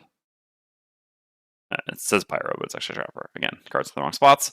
Okay, so Trapper's up first. I need to move up a tiny bit. I have just a move 2, so unfortunately I can't make it to the Super Loot. So I'll just go to here. With the bottom of Persistent Pitfalls as a default move, and then I'll use Magnetic Shards to attack here, here, here. All these are attack 2s, 3 here because of the poison. All right. So, I mean, sure. Why not? Why not? So add some damage there. This is 3 damage, and then here. Okay, so that does 4 damage, and then here. Oh, whoops! I wanted to hit this one. I mean, whatever. It didn't matter. I would miss. I would miss. Actually, I forgot I was only hitting 3 targets. I targeted a bit poorly here, but I guess it'll work out fine. I guess I didn't actually want to hit this one, so yeah, never mind. It's fine. It's just fine. All right, and so Trapper's done, which is actually Power Class, but whatever. Then Pyro's up. So Pyro, I'm going to gain 1 experience. I'm going to use Under Pressure, which is going to be an attack 5 here. Come on. I mean, this Pyro, I swear, they are useless. If you look up useless in the dictionary, there's their picture next to it. 1, 2, 3, 4, 5, 6. But then the word, I mean, yeah, this is going to, the region is going to get broken. There's their picture in the Blink Blade. Yeah, no kidding. Wild. Oh no! Oh no! Oh, it's all good. It's all good. I forgot. That was the magma attack. Yes. Okay. Oof. Magma attack is the start of my turn. This had to be first. Technically, I had to choose a target for that. I guess I would choose here in case I miss the second attack. I know I'm not going to, but realistically, I would rather spread wound to a different target. Doing an additional attack one here is, I think, less valuable than wounding here in case, again, I would miss the second attack, which, could certainly happen, as we've seen. That would have made sense. Now that I know that the miss is there, obviously it would be better to just attack here, but this is what I would have attacked for, and I had to choose before flipping. Okay, so then we attack this with under pressure. All right. We can kill something. And I'll just do a default move too to grab this loot rather than taking unnecessary damage. It's not the ranged attack, no. Okay. Okay. So we get a loot. 2 coins. Get removed for now. And that remakes fire. So we're still not getting hurt with that just yet. Okay, so then Bone Shaper. So this is 1, 2 to here, attacks here. 2 damage, beautiful. This attacks here. Kills, beautiful. So then I'm going to 1, 2, 3. It actually reached that one, huh? Alright, yeah, this was not an ideal spot to be in. I won't get a free summon. I mean, I don't know, the free summon doesn't matter that much. It would be an experience, but it is what it is. I have to consume the dark here. That's a given. I guess I can also just consume the dark there and do a default move instead, but this is also a free curse, so why not? Alright. Sure. So I will use the bottom of Bone Dagger and curse this eel here. So add 1 curse. Should be a reasonable amount of curses at this point, right? Like 5, yeah. Nice, 5. And if it dies this round, I get a free summon. That's not actually going to happen. I'm then going to use Command the Wretched to have this go to here and attack. I guess here is better because then from there it blocks the loot for now, but it allows this to go attack that next turn. Sure. So I'll actually have this go here and attack here. All right. This is +1. All right, that was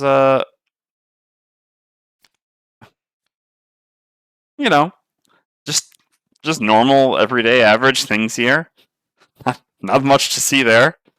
Okay. Do I have anything I should be doing? Yes, I should be using. I probably should have done this a little while ago. I don't know if I was in range. I should use the Soothing Scepter on the Pyro. Could also use it on Trapper, but I think Trapper is going to take damage from that going away. All right, this is gone. Good afternoon. Welcome back from Spiel. Hope you had a good time. I did have a good time. I had a really nice time. It was a lot of fun. And I'm happy to be back. Okay, so Lightning Eels go. This one takes 1 from his wound. This attacks here. They're making light this time, which is annoying because we can't really consume that. So there's just going to be 3 guaranteed damage at some point here. Yeah, so this attacks at +1. This is an attack 4 on our skeleton. We don't have the armor to use anymore, so kind of is what it is. Curse. Nice. Beautiful. Alright, it's poisoned. Not sure how valuable that is, but hope you had a nice week while I was gone. Okay. So you're certainly taking a long rest, and then everyone else is just going to play the cards they have. And we'll see what they do. So I get another free Living Magma attack. Not the most valuable. I just want to go finish that off. I can get some free healing with this, which is not bad. Yeah, this looks... I mean, cooling also provides free healing, which is nice, but not free healing that also kills. I mean, who knows? Maybe we won't need to kill because of this. Cooling is better for healing, but do we actually even need that much? Let's say we heal 2 here, we heal 1 from the regen, and then we long rest, we heal 2 and 1. We get 6 total, and then the following... Yeah, we should be fine. And this just helps to accelerate the process of killing. Alright. Sure. Not even... I mean, I guess they're remaking the light, but yeah, alright. Sure. It's a bit annoying, to be honest.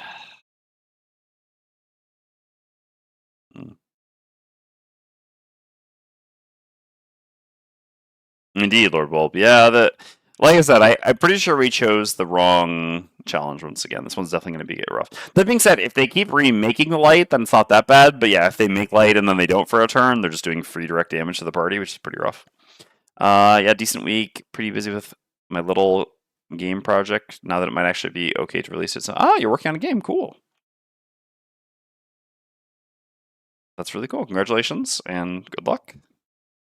Okay, so this attacks here. Would really like to see a +1 here. I mean, I can't really complain about that, right? Or can I? I can imagine quite a few worse scenarios for that challenge. Yeah, for sure. For sure. Okay, then the skeleton attacks here. If it killed last turn, I'm in a better spot. This trap is a bit in the way, huh?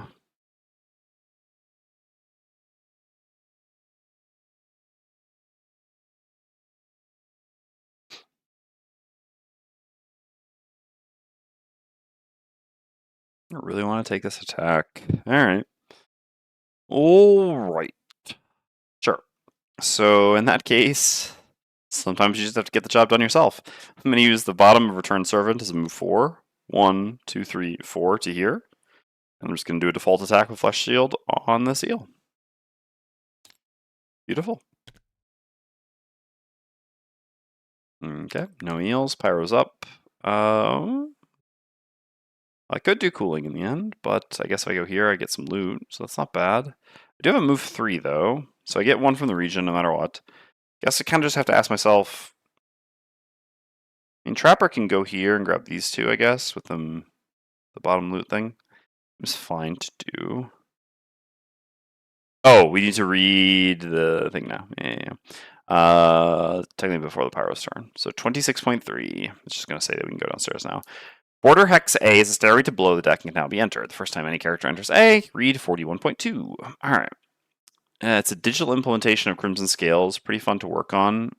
Oh, just now recognize which scenario this is. Have fun with the water holes in the hull. Yeah, no kidding. Okay, cool. Mm.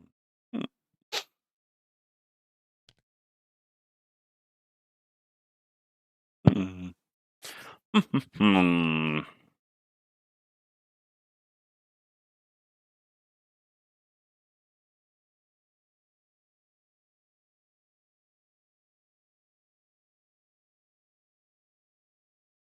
What's our... So Trapper is currently taking a long rest. After that, everyone else will want to take a long rest, and Trapper will have a turn. What Trapper's turn looks like. So this end of this round, we're going to take 3 damage on someone, so we're going to want to do a bit of healing here. Alright, let's say we just go here, I think, for the healing purposes. I mean, I could go pick up this one, though, but then I'm also further away on a character who has a bit of movement problems. The alternative is I could just go here, we just forget this loot. I mean, it kind of doesn't feel great to leave that much loot behind. I don't know, I mean, how much loot we would have already gotten from this room? We would be at 8 loot out of this room? That's still pretty good. And we do really want to beat the scenario because we got a check mark on Pyro. We'd like to keep it. Going here is also reasonably tempting. Just like move there and don't do anything else. And we're in a better spot to move out of the way. The problem this trap is annoying. And I don't know that I'm going to... I don't think I'll get to keep traps going forward. So basically next turn with Trapper, I'm just going to, I don't know, like place healing traps or something. I think placing healing traps makes the most sense because that's something I can do that is actually useful in here.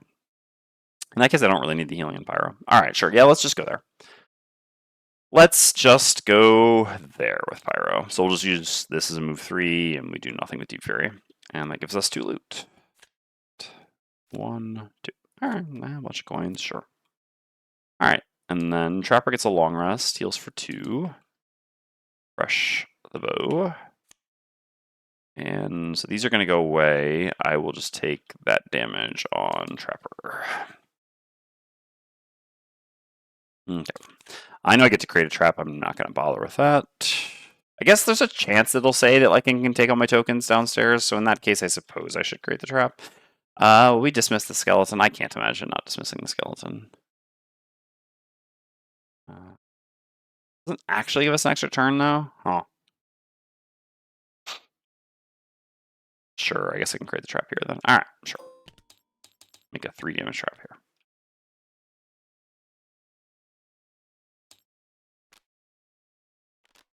So normally I would want to get rid of this, but...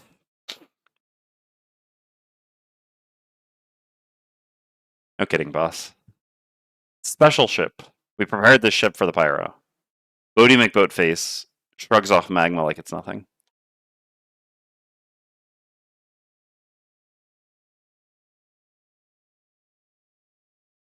Three movement to there, huh? Yeah, 3 movement's a bit of a problem.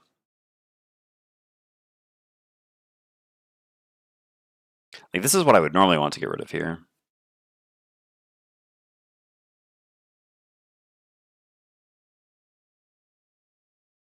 You know, yeah, I think it's probably this. All right. I would normally want to get rid of Soccer Spoils, but it just provides me a good turn here while getting closer to the stairs that go down. All right.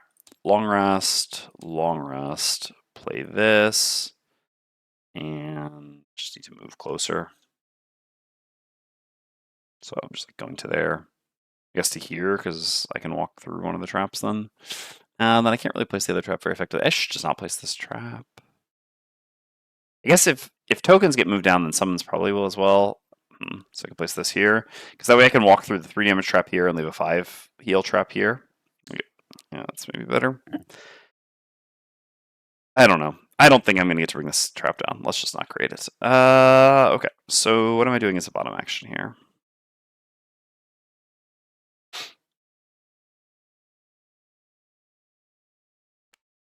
So I think next turn when I go down, I'm going to want to do this plus this, basically, to just immediately have at least a decent trap there. I think this won't be doing much.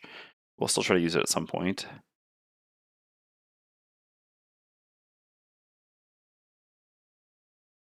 Counter, I guess, is if we were to use like this to move down and create with this. Let me do this plus this, and then this plus this. That's maybe best. Yeah, okay. So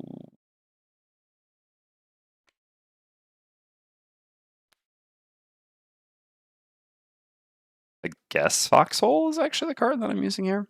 All right. Wild. All right, let's go. So Trapper's up first. I'm going to create some traps. So we're going to make a heal 3 trap here and a heal 5 trap here. Then I'm just going to use the bottom of Foxhole's default move 2, going like this, picking up the heal 3 trap to get to full. I know experience, but again, doesn't matter. Okay. Then we get long rest, long rest. I could have this move towards me. There's not really any reason to do that for either of my summons. We heal 2, we heal 3. Choose cards to lose, and then refresh our items. Toss out a regen here, but that doesn't really seem to do anything. All right.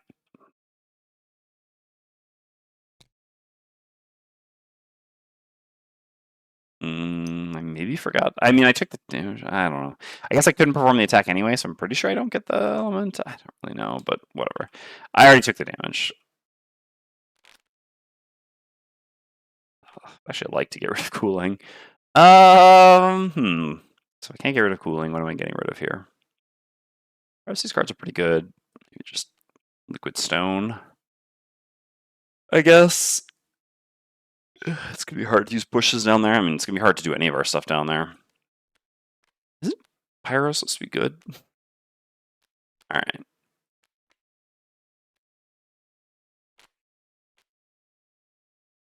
Yeah, I regret not having played cooling, because I would have much rather lost that. Okay, so here I will just keep the summon active, because it doesn't cost me anything. I don't have any stamina potions. Oops.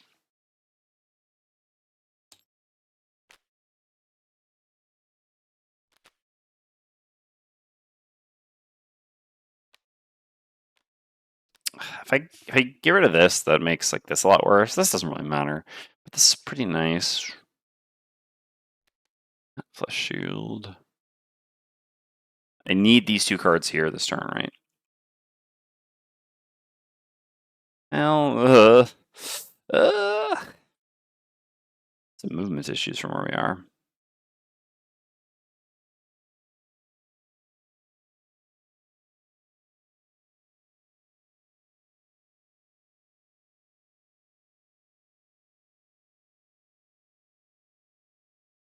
So what happened? I guess I don't know the rules for it yet. So summoning in a hex is actually entering a hex. I know of this because this ruling was for a specific scenario that has some special rules. So if I summon in the stairwell and it just like tells me things go down, then that does still work. So I think that kind of makes sense to do. I mean, I have to see the cards. I guess worst case scenario, I'll just summon behind me and hopefully it'll go through after. So I introduce a card to lose. I don't know, maybe I just get rid of Command the Wretched then at that point. Yeah, maybe we just go with the Command the Wretched. Ugh. Don't love it.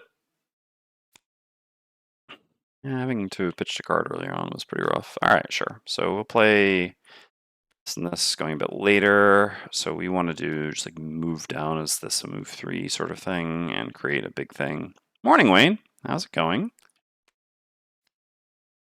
Happy Wednesday.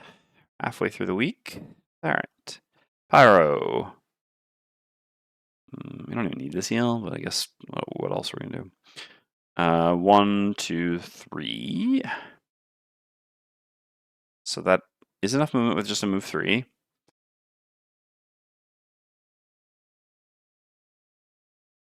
Normally I really want to start with this though. Do I have any other move 3? Should not lose the move 3 here. Alright. So again, can't lose cooling. So what is the other card I want to lose then? I don't know, Defeater just kind of sucks in this scenario, unfortunately. Like, it's just so hard to actually, move up and utilize Hazardous Terrain. I guess we can just lose this. Feels like kind of not great, but whatever. Let's go a bit later on you. I'd rather Pyro down there. Tank and hits and such. Okay, this plays. Let's go to the below deck. Alright, so Pyro heals 1 from the regen. I'm just going to end up eating this heal trap, healing to full. So I have a move 3 with Liquid Stone, which is 1, 2, 3. So the first time a character enters this, we read 41.2. Ah!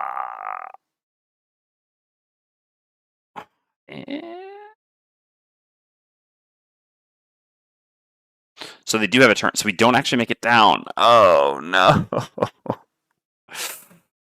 Alright. Yeah, okay.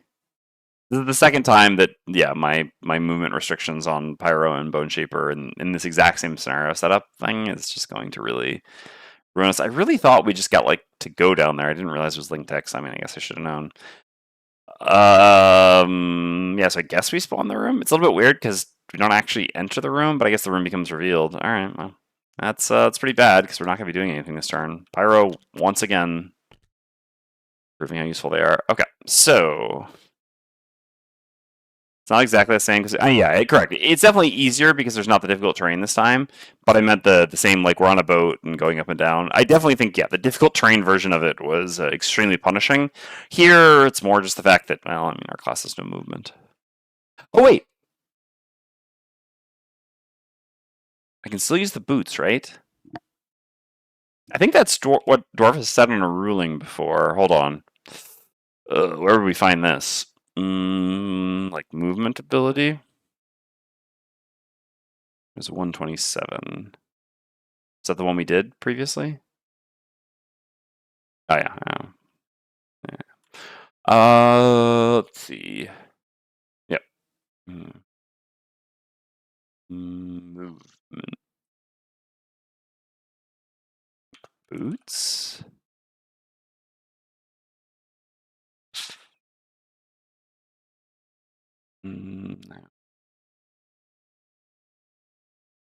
I believe that I can. Anyway, I'm pretty sure Dwarf has already answered this question previously. I'm pretty sure that even though I have no movement left, I'm still actually allowed to then use my boots to increase my move ability because, like, the movability is essentially not ended yet. So actually, we'll do that. I'll go ahead and use my groove boots. Never using these for Ignis Path, but whatever.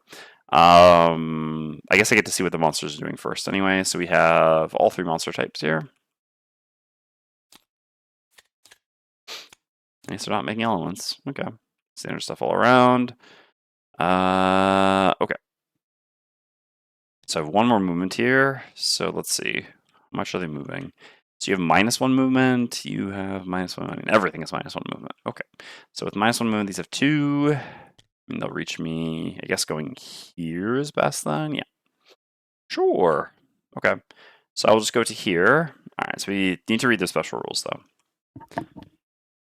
If any monster would perform an attack but lacks a primary target, instead attacks the closest empty hex or border hex, prioritizing those with the most damage on them. Place damage tokens on the attacked hex equal to the damage dealt. Hexes cannot be damaged in any other way and are immune to all conditions. If a hex accumulates 4 plus 2 times L damage tokens, remove those tokens and place one hex water tile in the hex. If 7G ever has this number of water hexes on it, the scenario is lost. So the number is 14. I'm pretty sure this showed 12. Yeah.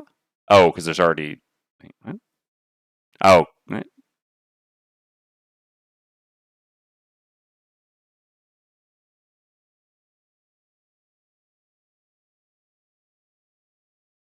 So that's correct then. Alright.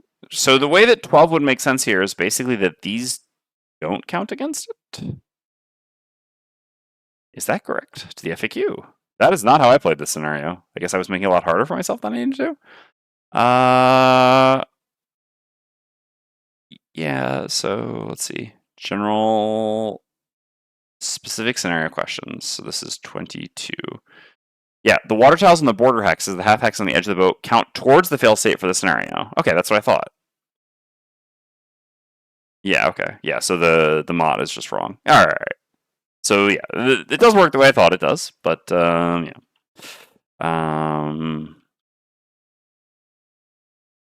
don't think you can get 12 with that formula. Well, the reason why you would get 12 would be so the way you would get 12 would be if the border hexes didn't count. Because then the formula would give you 14 right now, right? Because it's 5 plus 9, so that'd be 14, and then that would just subtract 2 for the ones that are like actually on the tile. I think is the way that you would get to 12 for this, but yeah, that's not correct. So I have no idea.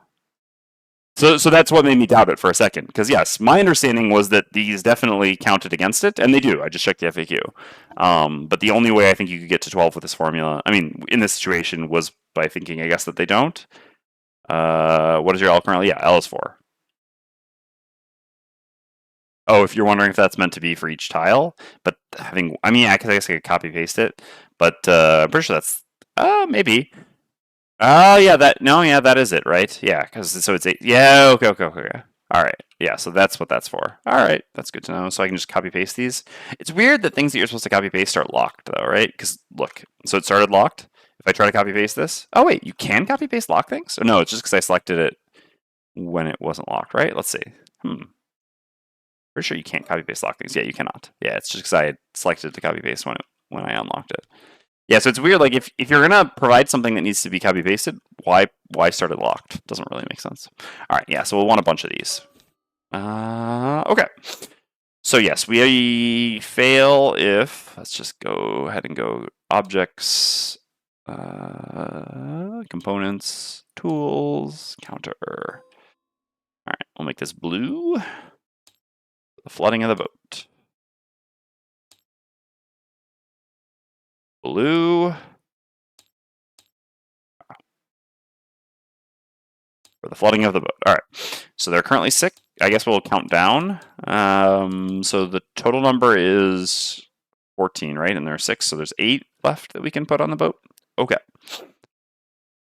At least they didn't spawn them turn 1. All right. Sure.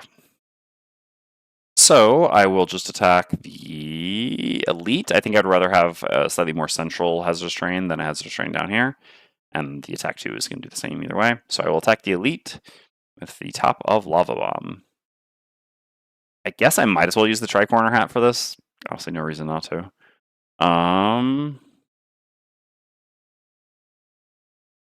Sure. This gives me 1 pierce, so I will attack this now. Yeah. Sorry, Lord Bulb. Alright, so it takes 1. So I actually have something I can do, but so Ling Texes, I actually got to go to the rulebook again. I'm pretty sure Ling Texes work for monsters as well. No, yeah, they do. We checked that previously when we were doing last scenario. So there's an interesting thing about that, right? So I can use traps up here against monsters to some degree, because I was thinking like I could actually place Hazardous Terrain here and then they would run into it, but they actually wouldn't run into it. They would just go around it to go to the Link Hex. Question. How'd the class development of class like Meteor go? Since you were responsible for perks, but I reckon that the 3-mark perk, for example, was pretty pivotal for development for the cards and balance such. That was a lot of design, mostly just on back and forth. Yeah, it was back and forth.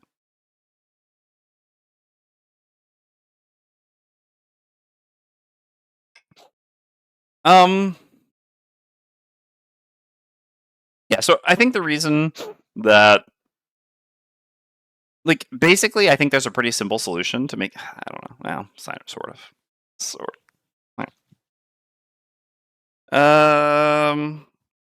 Let's talk. Okay, so basically, now I don't know how much I'm supposed to say.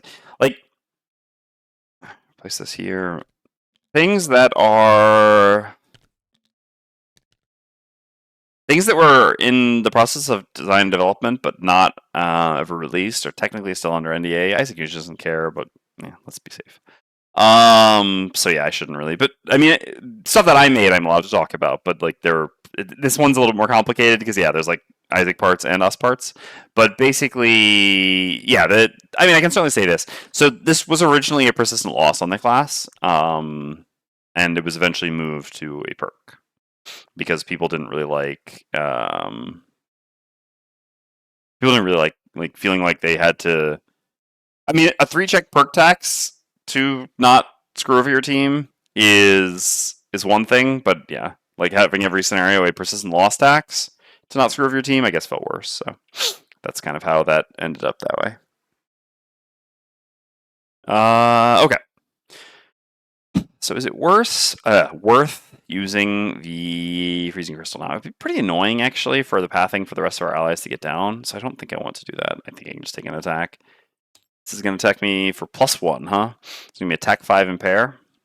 Didn't give it disadvantage. Get some curses in the deck. That's fine. This is fine. Also, you can use this while impaired, right? Yeah, you can. All right. Sure. So I'm done. So the Claw Crusher goes here. Wait, so this is if they ever can't attack, right? So I guess I kind of want them attacking, right? Yeah. Yeah. Yeah. Okay.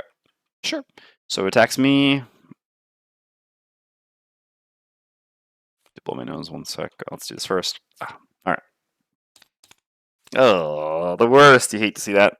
Whatever. I mean, I still don't take damage. I do get impaired. And then this, with its 2 movement, goes 1, 2 to here, attacks the hull. So I think it only does once, right?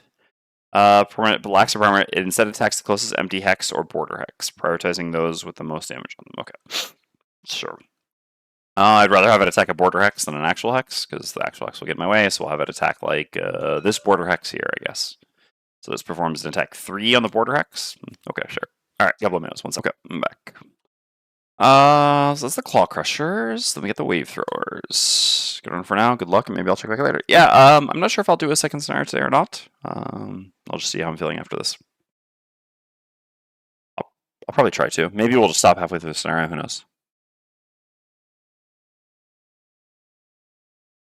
All right. So Wave Throwers. -1 move, +2 attack. Yeah, it's a bit rough. So this will go here. I guess we'll have it attack the border hex here.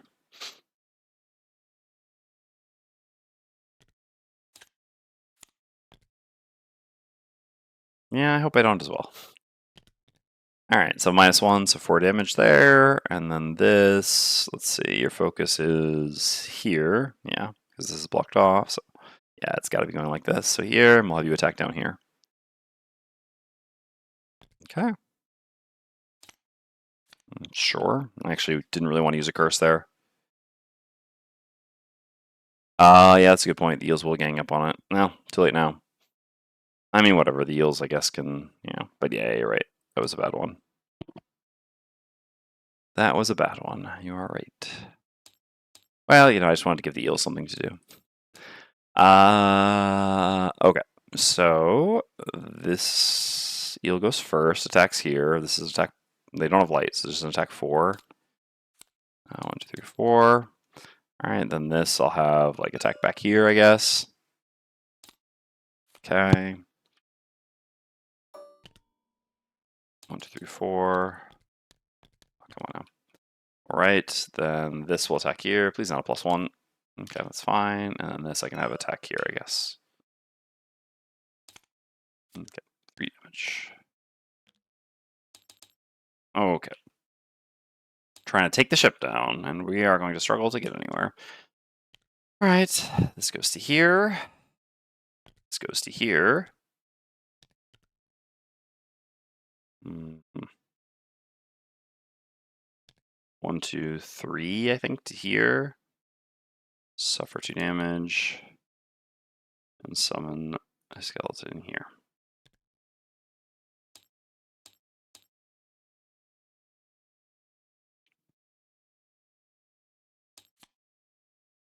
Did I gain my 1 experience?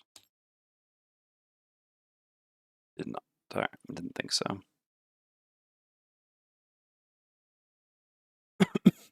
Alright, there we go. Trapper goes. Oh, Trapper, you got a lot of work to do.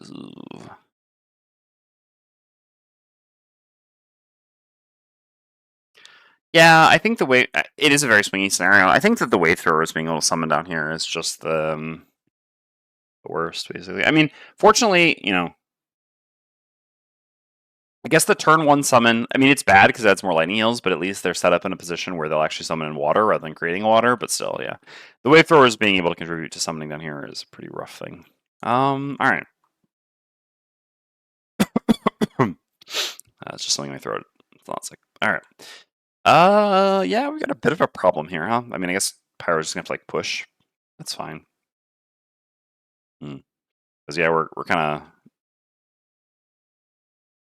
Oh, they do create water no matter what? I guess we'll see with the card. Well, then, yeah, that really sucks. I thought they only created water when they needed to summon. But, yeah. Alright, well, in that case. Okay. Haven't played against them in a while. 1, 2 to here. And I don't know why I'm gaining experience. They see 7 damage trap here.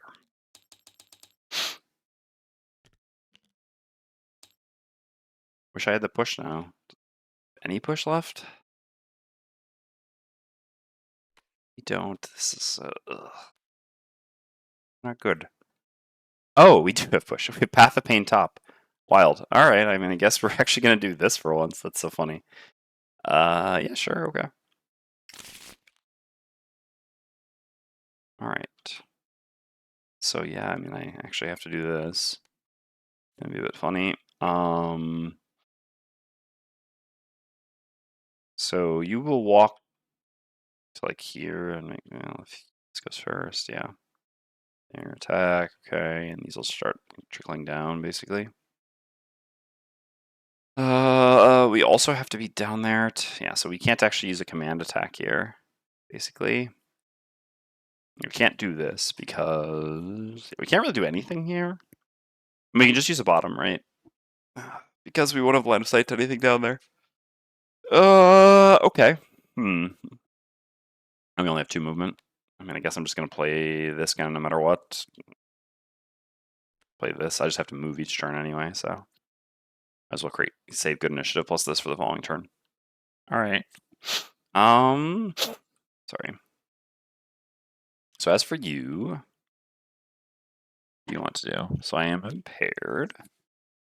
This will get yeeted with that.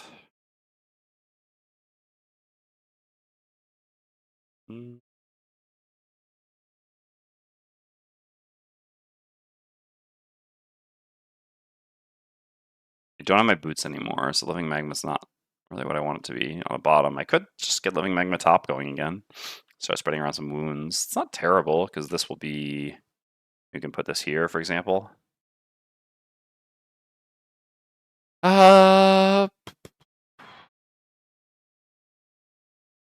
Otherwise, we could just do, like, Igneous Path here.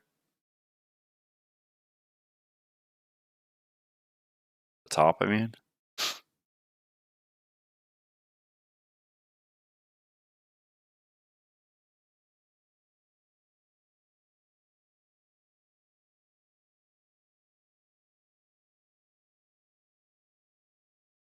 It's not very easy to use here. It doesn't do that much, unfortunately. There's so many eels. We're really going to struggle to deal with these eels.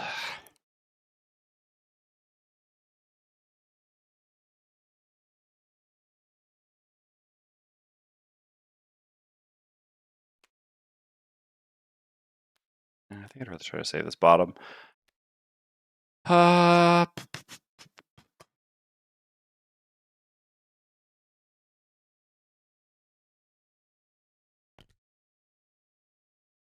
Could put this as far as here. Don't really want to do that.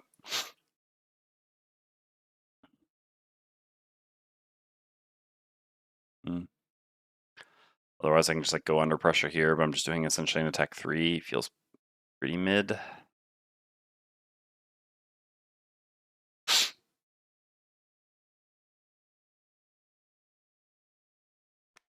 guess then I could at least use Living Magma Bottom next turn with the Has Terrain behind me, although I move it through me. Yeah. Ugh. Man, Pyro sucks.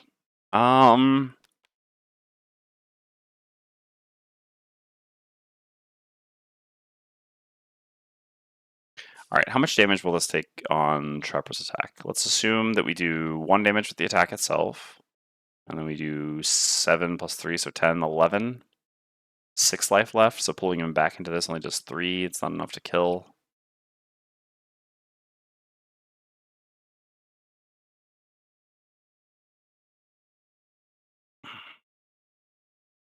Whatever, I'm just gonna do this plus this, and we'll see. Stop worrying about it. It's not like I'm gonna come up with a good turn for the Pyro. You don't do anything. Okay. Sure. So this will attack here first. This attack at -1, please not a +1. Alright, great. That does that. This attacks here. -1 as well. It's -1, -1, right? Yeah. There's 2. And this here. Alright, so that's finally broken.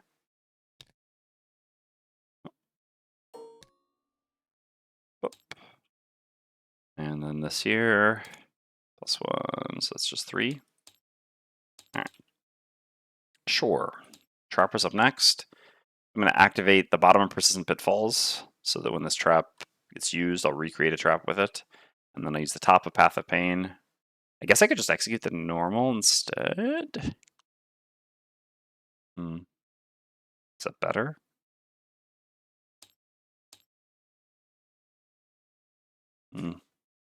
No, I think I'd rather try to kill the elite. Alright. Sure. So yeah, we'll hit this with the top of Path of Pain. Don't think I have anything to use prior to this. I have some like, oh, yeah. Let's just go ahead and use the Explosive Vow right now, actually, before we push it away.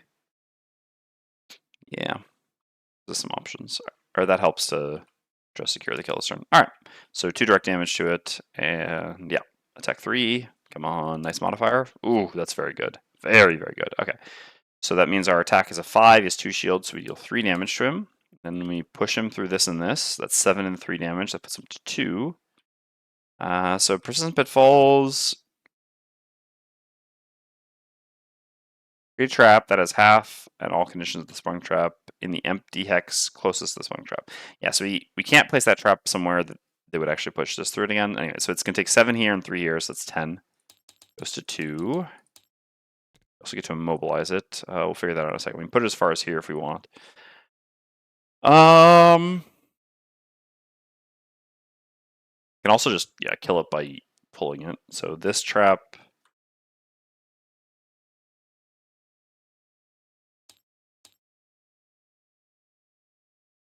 I guess that'll just put like here. So because of Precision Hunter, we can get 5 out of this. Go on. Anyway, I can decide to use the Attractive Bracelet or not later.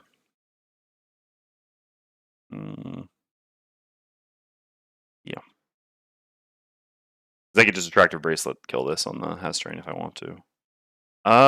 Should I immobilize it? Probably no reason not to. No, I actually just want... I do want the enemies coming closer to me. It's always a little bit weird, these scenarios where like you want to get attacked, but yeah. It's especially kind of annoying with characters like a Pyro and a Trapper. Alright, so this goes through to here, and then to here. Ah, no, this is a reason to immobilize you. Yeah, I don't want this getting hit. Alright, sure. So this goes to here, attacks that. Beautiful. Man, the Wraith is so good. Alright, oops. This comes to here. This goes 1, 2 to here, and attacks you. Wrong deck.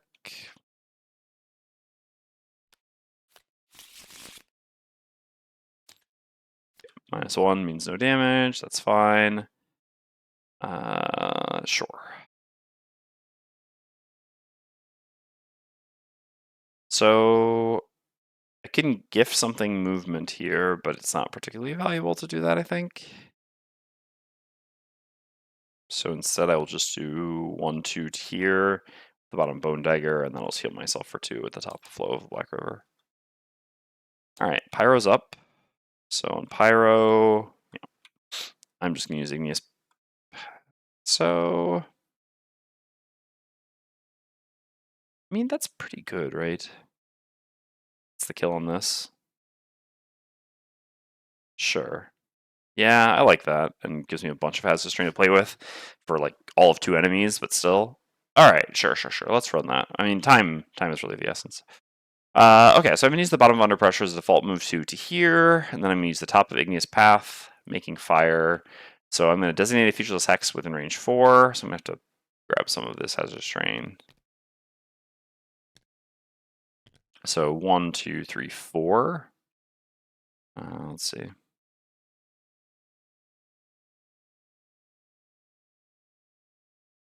So I could either do here or here, actually, in either case. But I guess here gives me, like, yeah, for them.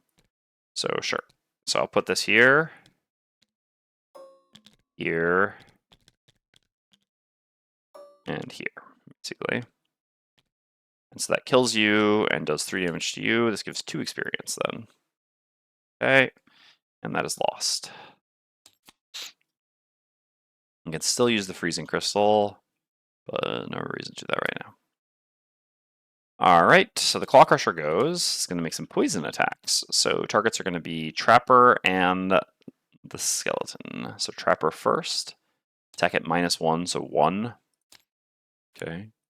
2 and poison. And then the Skeleton. So 0, but poison. And right back at you. 1 from Future Cloud. Okay, Claw Crushers are done. So then Wave Throwers go. So, how does this rule? I mean,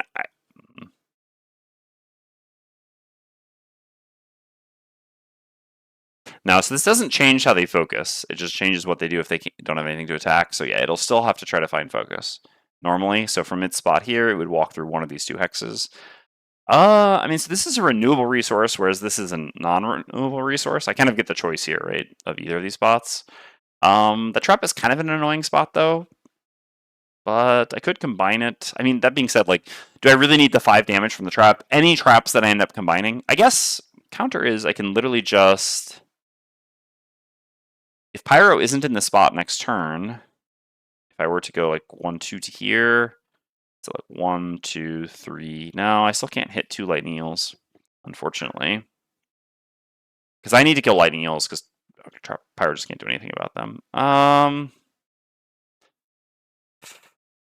I don't know how much I care about this trap, basically. I think I would rather just have 2 more damage now.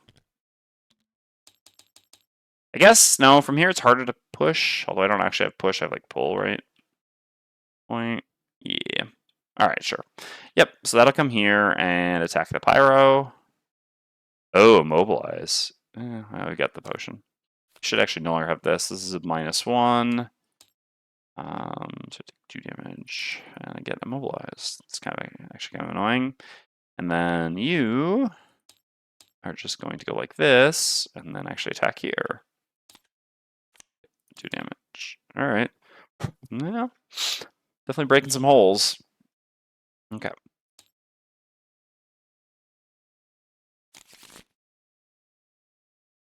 Yeah, it's just so congested here. They won't be long resting with Trapper, that's for sure. Alright, let's see what our allies can do. Yeah, you, it's just this card plus this card, which is just going to be like default move plus command attack. Yeah. So I need Trapper to get out of the spot faster, because this skeleton will actually go down. Actually, yeah, it will. Yeah, because it finds focus like that.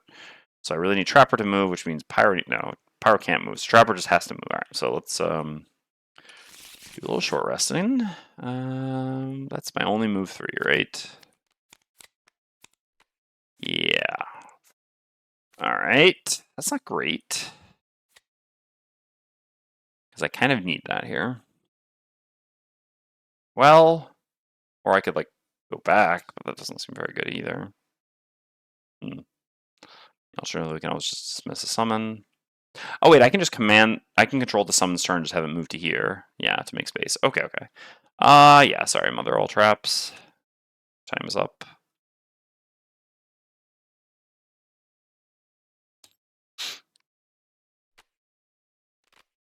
Okay, so let's see.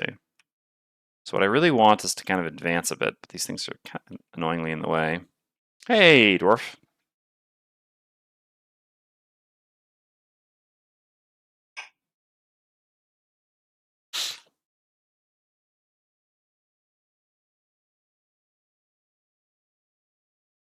How you been? Uh,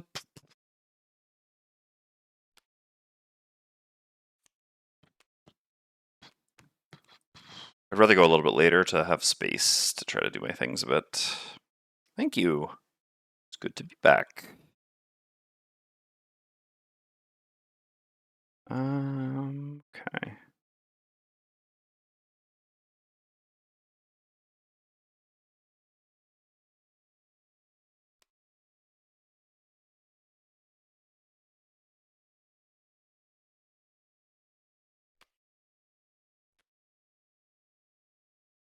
Should destroying this obstacle is pretty good. I guess I could not move here. I am immobilized anyway, and I actually have a pretty decent non-move. I mean, that being said, this is also like using living magma to toss us through the two of them for all that direct damage is pretty sweet. Kind of need to use fire here, so we don't just take 3. I guess I just do this. That's fine. Okay. Let's run it. Ooh. I mean, he's not attacking. How's it going? How was the spawn luck in the last room? It's going all right. In the previous room, we had 2 rounds of spawning in the first 6 turns, which is a little bit above average. Here, we haven't had any spawnings yet, which is, yeah, obviously very lucky. Which is, I mean, technically this is only this is the 3rd round in the room? Yeah, this is the 3rd round in the room, right? So, yeah. Big impact on our ability to succeed this scenario. Alright, so the Claw Crusher is just going to go make Earth. Okay. You know what? No. No, I'm not going to allow that. Use my Boots of Speed to go faster on the Bone Shaper. I don't really like attacking into the Shield Retaliate here. Okay, so this skeleton goes first. It goes 1, 2 to here. Well, I guess I'm not actually going to attack into this in the end, though. Yeah, no, never mind. I'll just let it go. I mean, this will waste an attack there, but so be it. Okay, no, never mind. I'll save my boots. It's not like we're in a long rest again here. Never mind. Okay, so that goes Shield Retaliate, Earth. Boom. All right, so this goes 1, 2 to here. Then, sorry, actually the Wraith technically attacks the Claw Crusher first. Okay, well, doesn't do any damage, just 4 shield for the round. And then here on this skeleton, I'm going to go ahead and use the Horn of Command. Move it to here, just to basically make space, and have it attack this instead of attack into that.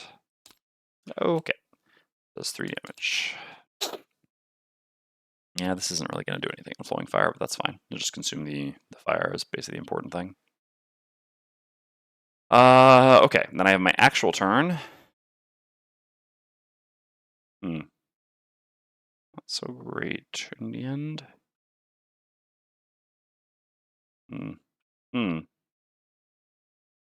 Yeah, really having space issues here.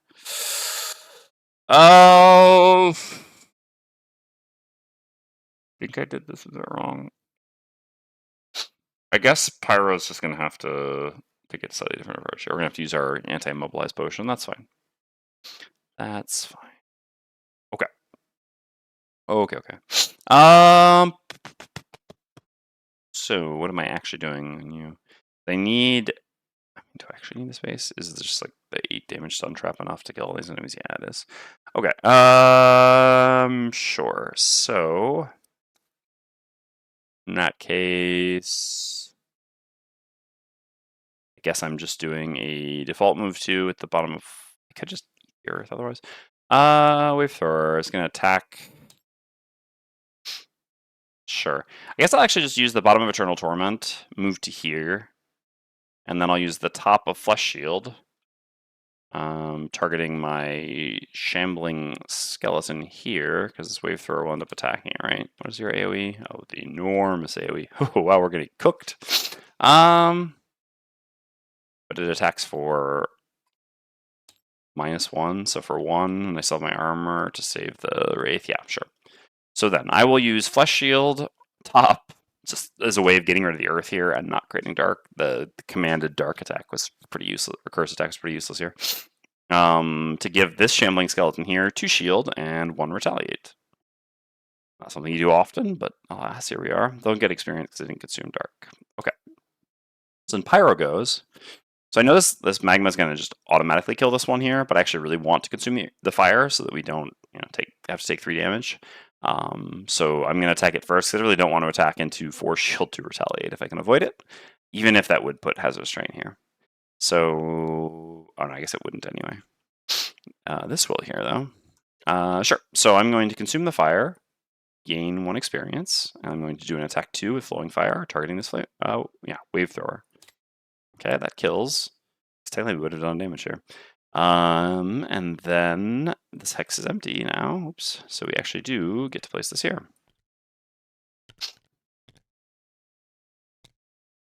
So I'm playing Fist now and almost went the both 3s route, but we have another character who's throwing down Brittle, and I get a good spear, so I went the 16 instead. Yeah, that's fair. That makes sense to me. Okay, and so then I'm going to do the bottom of living magma.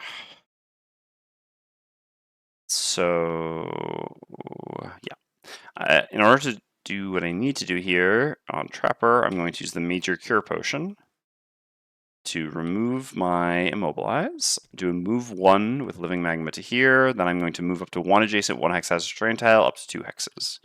So I'm just going to take this Hazardous Terrain tile here, I'm going to move it here, which just does 3 direct damage, and then I'm going to get this loot. Is there a random item in the scenario? There is. We're about halfway through the loot deck. All right. All right. Fisted retire. That's okay. That was a vague enough thing, but yeah. Couldn't be more specific, certainly. Okay, so this needs to move to here. No worries. And is going to attack everyone. So it attacks this and all these. So these attacks are going to be at -1. So for 1, but 2 here because of the poison, that makes up we have 2 shield, +1. All right, take a whole 1 damage, and this gets poisoned. And then we'll just go around the horn counterclockwise. Okay, 2 damage. Ooh, jeez, some nice flips this guy going here. 3 damage, takes 1 because of Putrid. And no damage, takes 1 because of Putrid. Alright. That's that. So then Trapper's up. So on Trapper, we're going to use the bottom of Path of Pain. Unfortunately, the first trap we don't get to create it. Then we're just going to do a move 2 to here. And we're going to create the second trap, which will not proficient Hunter, but then we will use Persistent Pitfalls to transform that into an 8 damage stun trap with Proficient Hunter. All right, and so then after that, next turn, we get to do some things, etc. Yeah. All right, so we're done. So then the eels are going to start going to town. Did I forget a light? No, I think they did make a light. I don't know. It's possible I did. But anyway, they would just, even if I did forget it, they would just be using it for stun here, and the stun doesn't do anything on the ship, so the ship is already stunned. All right, so this one, how are the rules? Can it attack something with Hazardous Terrain in it? Empty, yeah. So no. So it actually has to come down here and start like hitting one of these. I guess we can have it go here and have it start hitting back right down here, I guess, so that these can't hit the same thing. Sure. So this goes here and attack. Oh, it targets all. No, but that doesn't matter. Yeah. Okay, so this comes down here and attacks for 3 here. Sure. Would have rather that null somewhere else, but whatever. Then this one attacks for 3 here. Okay, that's fine. That's very good, to be honest. All right. Then this one, just have it attack the border here. Ooh, all right. Well, better that there than some other places. So 4. And then this attacks here. So 1. Alright. Not so bad. I mean, we're definitely taking some damage on the ship, but I've still got some time. The Trapper is about to explode on him. As one does. Alright. Yes. Really getting down here has been the biggest challenge. Okay, so we'll do this. And this. This will give us the extra 1 damage we need to kill this off. I mean, don't really need because it'll be stunned, but I think it's better. We can still go at 12 initiative because we still have the boots, if I'm not mistaken. Yes. I mean, I'll just play these 2 cards. I'm sure we can do something with them.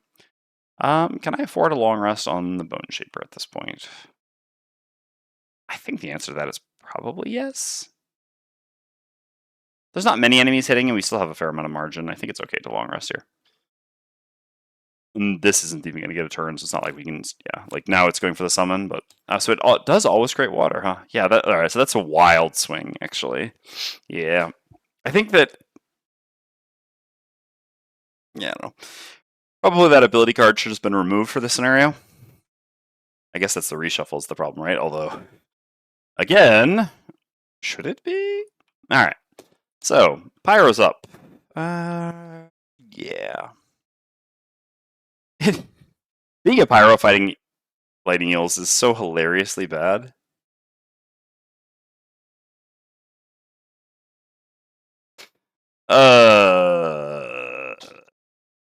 You know? Like, my best turn here, is it just like a default attack on this? Lightning eels I just can't interact with Hazardous Terrain at all. I guess this Pyro build, right? If I were just doing the like hit hard Pyro build, don't worry about Hazardous Terrain, it would be less of an issue fighting lightning eels, but you know. I know I could pull this, but Trapper really just wants to hit these 2 here. Water beats fire. Yeah, no kidding. No kidding. Definitely experiencing that right now. I legitimately think the best turn that I can have here is honestly just default attacking here. There's nowhere I can move with, like, if I go here and I pull this, like, what is the value, you know? I think this is fine. I mean, it's not fine, but it's the best we can do. And then we also get a heal with cooling, which is not bad. We'll rest immediately afterwards, so this comes at no cost. Sure, alright, default attack 2. And this is my Pyro's life, so there we go. Alright, that does 1 whole damage because of the poison. Thank you, Bone Shaper. And then I'll use the bottom of cooling. I won't bother making this active because, again, we're just going to rest immediately after this turn. Oh, I guess technically I could have gone to here, used the thing, and pulled him into a single hazardous terrain, but this way we also got a heal 4, so I think it's fine. Alright, heal for 4. Trapper's up. So, on Trapper, we're going to use Extra Teeth. I'm going to... I don't actually have to move, but I can.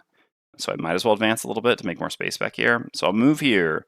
I will destroy this trap just because I'd like to kill this immediately so that summons start attacking other things. Hey! Demerys. You're trying to get my attention? Hold on.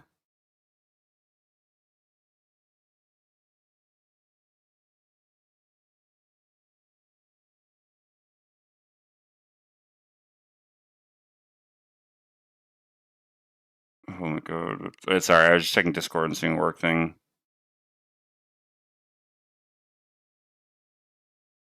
But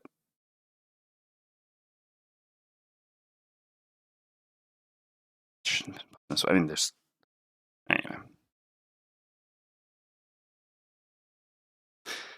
Oh, just saw the message on the channel. I mean, Dennis, can you just tell them, like you saw those icons, right? They're so tiny, you can't even... I mean, I guess people can guess what they are, but come on, it looks ridiculous.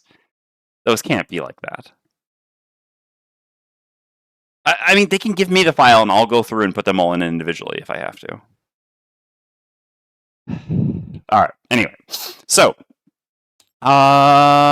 there's no Earth. We ate that last turn, fortunately. And so this Claw Crusher is just going to attack the Bone Shaper and the Pyro. +1s. Hopefully not another crit here. So the first is going to be on the Pyro. This is a 3. Pretty sure. No, I don't have my armor anymore. Alright, well, take the 3. Take 4. 1, 2, 3, 4. Happy with the heal. And then here. Nice. So it was +1, right? Yeah. So take 1, and this takes 1. And that's the Claw Crusher. So then the eels go. Again, there's still no Did not make light last turn that I'm sure of. Alright, so this, again, I'll have attack down here. Okay, so this is 5 damage. Okay, this attacks here. Alright, that's gone. That's some more water. Okay, then this attacks here. -1, so 2 damage. And then this attacks here. +0, so 3 damage. Alright. That's fine, we're still doing alright.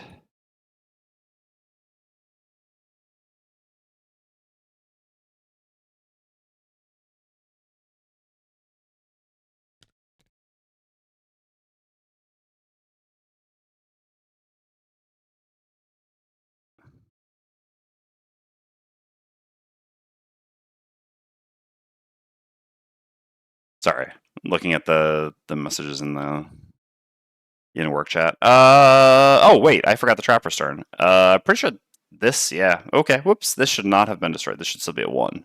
Alright, yeah. I got distracted. Glockrusher also was after the Trapper's turn. Anyway, so I moved here, I used extra teeth, destroyed this, recreated it here, so that makes this a 10 damage stun trap. I do want the bonus here, because like I said, I want to kill here. So then I use Foxhole, these will both be attack 9 stuns. Actually, this should not be there. This should still be like this, and if I'm not mistaken, this was at 1 health over here.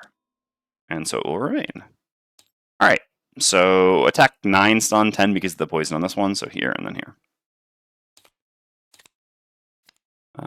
Just gonna add damage to a trap. There's no trap to add damage to.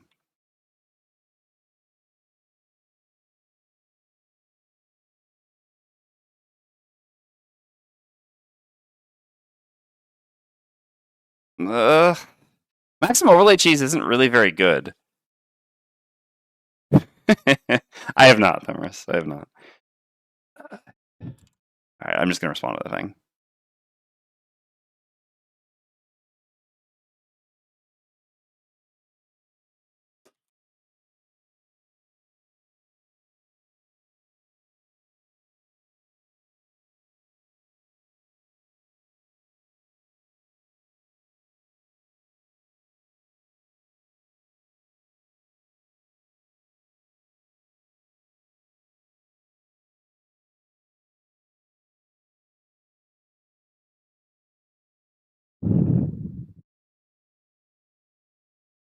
Oh, does it remove all damage or partially?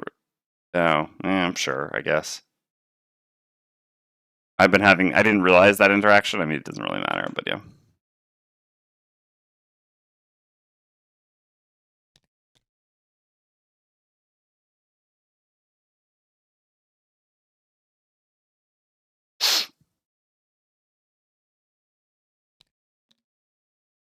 Sorry, dealing with work stuff. I know it's not the best to be doing without while streaming, but yeah. As Themris is saying. Ugh. All right. So that's done. Try to refocus here. So yeah, then the Claw Crusher and Lightning Eels went. So this should not have died. So we're still at 7. That's fine. There's no Wave Throwers, and the Bone Shaper goes Long Rest. All right. So we have everything attacking here. Unfortunately, yeah. So close to done, indeed. If I have this go here, then this will go attack there. That's definitely better. All right, so Wraith attacks here first. Okay, it doesn't do any damage. This can go here or here, but I'll have this go here. That way this will go there. This attacks here. +1 or +0, so 1. And then this goes here and attacks this. Funny thing is, I actually could have used my initiative boots to go before 90. Oh no, 98 was that. Never mind. Nope. Ignore that. I'm pretty sure that was +0, right? Yes, 2 damage. Okay. Beautiful.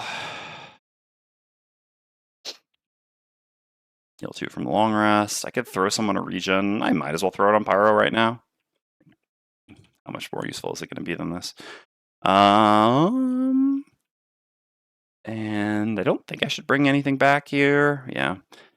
Like I could bring 2 summons back for an extra turn, but summons are currently fighting.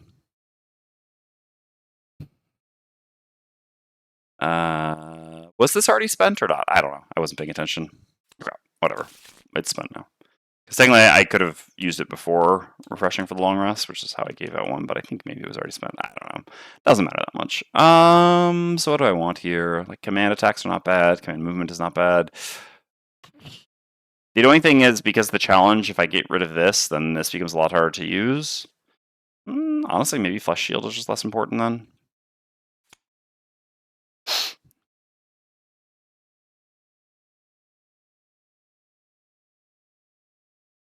Okay.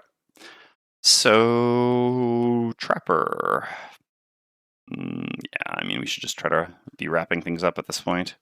So I'll just take a short rest. No reason to long rest. I'll reroll. Okay, that's fine. I still have the item to make a trap, so.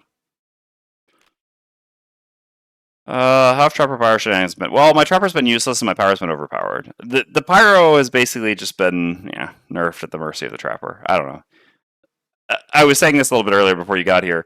It's been a while since the other. I mean, basically since my Fist retired, the other two characters in my party have not really come close to equaling combined the impact of just the Trapper alone. So, whether it was Blinkblade or Pyro or the previous Pyro or the Bone Shaper, etc. But Trapper will finally retire after this scenario, and then we can get into actually playing a Pyro. As opposed to, Pyro basically just being a cheerleader for our Trapper. Okay, yeah, this is good enough. I mean, 2 attack 4s does a lot of damage, helps us to progress to the end. I could try to do a bit better than that. I really want to do this here.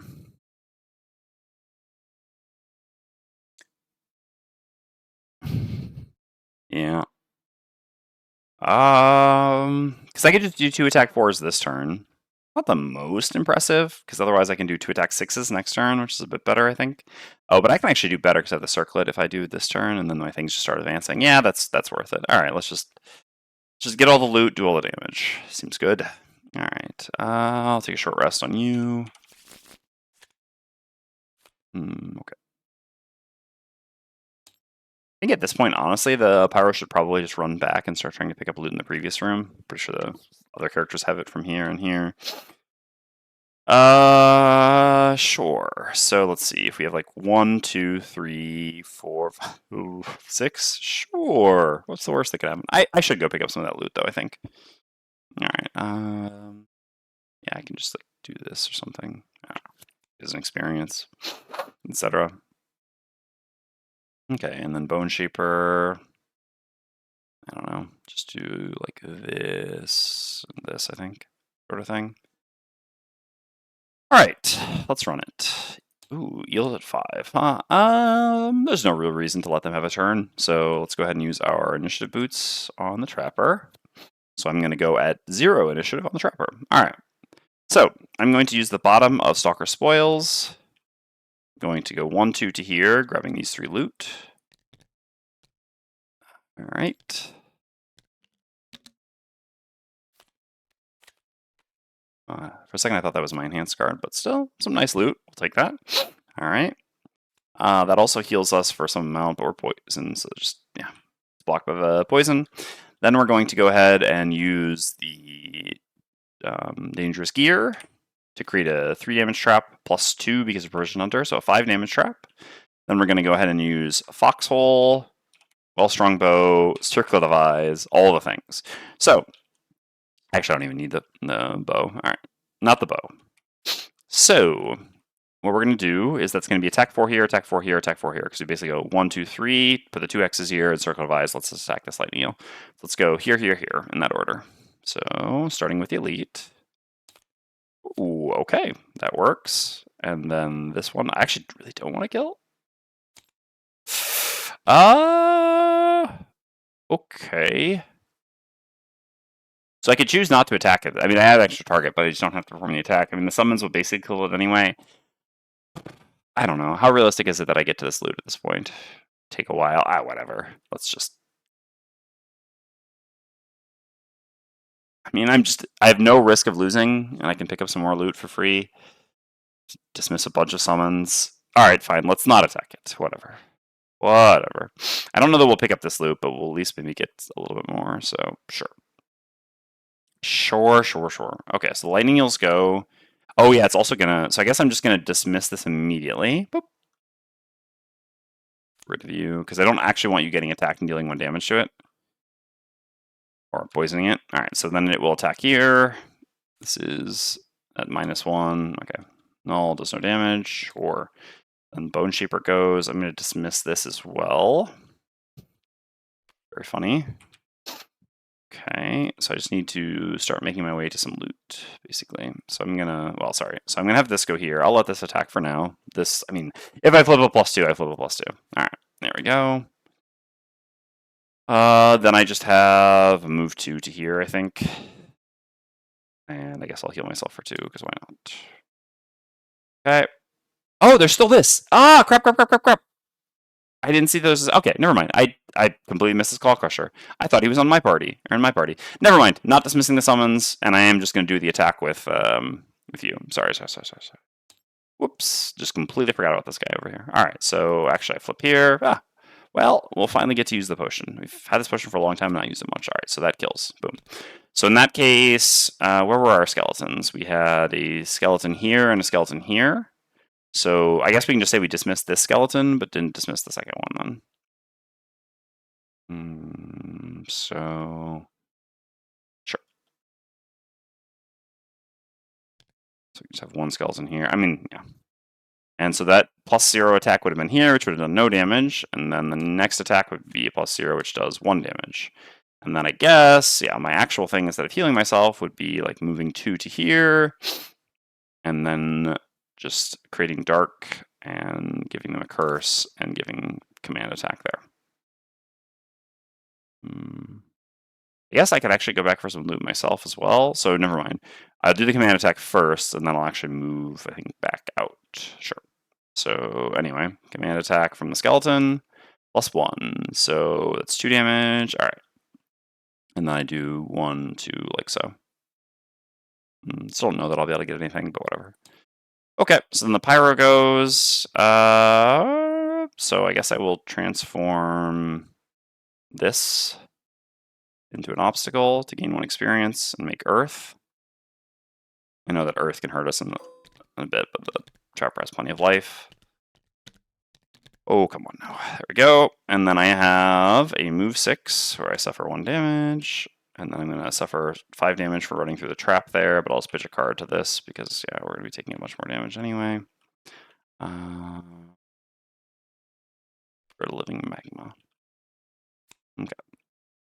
So we go 1, 2, 3, 4, 5, 6. And we get the loot. I should care about loot. There's also a random item still here. And some herbs. Alright, so the Claw Crusher goes. It does have multi-target. It doesn't have any way of multi-targeting because it doesn't want to go into the hazardous terrain, so it just attacks the skeleton from here. Alright, we'll actually consume the earth, hilariously, but it doesn't actually matter. Well, okay, so that's 2 damage, sure. I could use the armor to have the Warden's robes to have it die, but that doesn't seem like a good plan.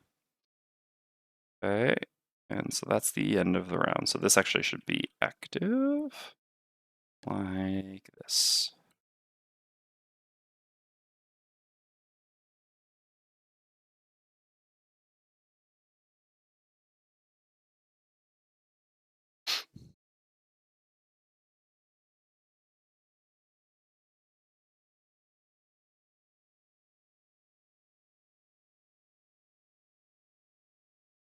Okay. Yeah, so I'm definitely only going to be able to do 1 scenario today. Yeah, because I see that I have some work that I can do after this, which is pretty important to get done. I know you all, and we all want Gloomhaven 2nd Edition to come out, so yeah.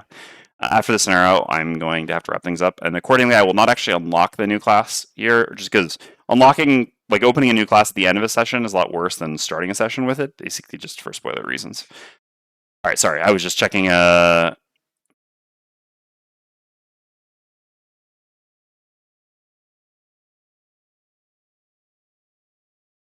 Sorry. Okay. So that's the end of the round. So we'll do all the town stuff except for creating new class. Like we'll go retire and everything. All right, let's try to wrap things up here pretty quickly. So really what I want to do is like go there and use a loot. I need to go here at some point as well. I don't know. Sure, let's just go over there first and then use a loot. And you'll just, I still have the big move card. So does that mean I should have gone here? Yes, because I can go 1, 2, 3, 4. Yeah, okay, that works. All right, and so then your goal is to eventually make it to there. I don't know. Whatever, playing some cards, that's fine. Oh, this should have taken 1 damage when it attacked, right? Yeah, because the thing. Okay. So we really need to not kill it this round, huh? Alright, well, Shield Retaliate should make that pretty safe. So it creates Earth, Shield Retaliate. So Pyro's up, take 1 damage, move to here. Trapper's up. I just have move 2. I'm just going to go to here. Yes. And create a trap here. This gives me some ability to just execute this enemy at some point. Because then, yeah, the move 2 loot goes here, gets that, goes here, gets that, basically. The best I got. Alright. Bone Shaper goes. I'll just do move 4. 1, 2, 3, 4. At the end of the round, I guess I'll have Bone Shaper take 3. I can have the Trapper, actually. Someone has to take 3 damage because the Dark's going to go away from the challenge. Alright. Now we get loot on the Bone Shaper. Oh, sorry. Bone Shaper also has their summons go. I'm going to dismiss this. Well, the Skeleton's just going to attack into Retaliate, but I'll also dismiss it. And so then this will attack. Gives them a curse. Sure. And we get the random item on Bone Shaper. Beautiful. So we're going to open that up. So I think this is bugged out a little bit, so we'll have to be careful about the blueprints that we can get. This is an actual random item. Excellent. All right. During your turn, reveal the top card of each monster ability deck. Okay. Interesting. Interesting. I do like my Simple Charm, but got that. All right. Bone Chipper's not going to contribute to getting any more loot at this point, so I can also just take a long rest on you. I'm going to short rest on Pyro. What's this down here?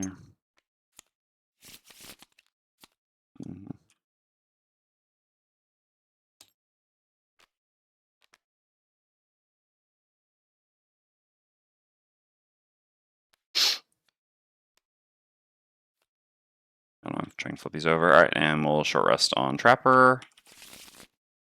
Okay, that's fine. There's only one card we really care about here, which is the move loot. Okay, and the other card, I don't know, just be this. Sure. All right, so Trapper's up first. I do a move loot to here.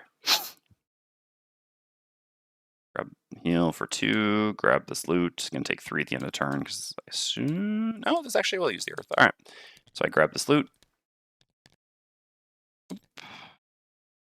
And it is... Oh, this is flipped over. Some more lumber. Excellent. All right. Pyro goes. We make Earth and get both of these loot. Oop. Beautiful. Really just milking all the loot in this scenario, but you know what? Frosthaven needs it. We're pretty low on resources at this point. All right, Claw Crusher goes. Can't hit 2 targets. Is just going to move to here. Attacks the summon, which will deal 1 damage to it. Okay. No damage. That goes there. This actually just will kill the summon, I think, because, yeah, it does the direct damage. That's fine. I would have had to dismiss it anyway. All right. And then we get a long rest on the Bone Shaper. I'm just going to click Exhaust on the Bone Shaper to save us all time. Guess there's nothing they're going to... I guess they could get an experience. They're going to retire in, like, a scenario. All right. Fine. Whatever. Not exhausted. Let's give them their experience. Discard to lose. Get rid of this. And the best I can do here, I'm pretty sure, is going to be gaining 1 experience, so I'll just do that. I'll just play 2 cards. All right. One for you. I think you were supposed to gain experience with cooling earlier. Oh, I think I did, maybe. Anyway, I can cooling this as well while I'm at it to gain a bit of experience. Okay, and then short rest on the Trapper. I just have to keep Stalker Spoils. I'll just execute him with that item here. Pretty sure I forgot to create the additional trap, but it doesn't matter. All right. Sorry, just going through things quickly here to wrap it up. Let's go. All right, so Trapper's up. So Trapper is just going to do Stalker Spoils, move to here. He'll grab this loot. We're gonna win pretty easily here. Let's grab the loot. It is some more lumber. All right. And then I'm going to do Attractive Bracelet at the start of enemy's turn before it determines its focus, perform. And so, yeah, I'll just pull this to here and it dies. Unfortunately, I don't get that loot. I guess it technically dies here. So maybe 1, 2, 3, 4, 5. No, we're still a ways away. Okay. Anyway, and then these two characters each just gain an experience, so I won't bother. I mean, one from summoning, one from using Eruption to transform this into an obstacle. Okay. And we get the win. All right, well, again, a lot of the difficulty of this scenario just depends heavily on whether the wave thrower summon when you're in the bottom room, which is not the best. All right, let's remove the -1s here before we forget. And end up really sad because of it.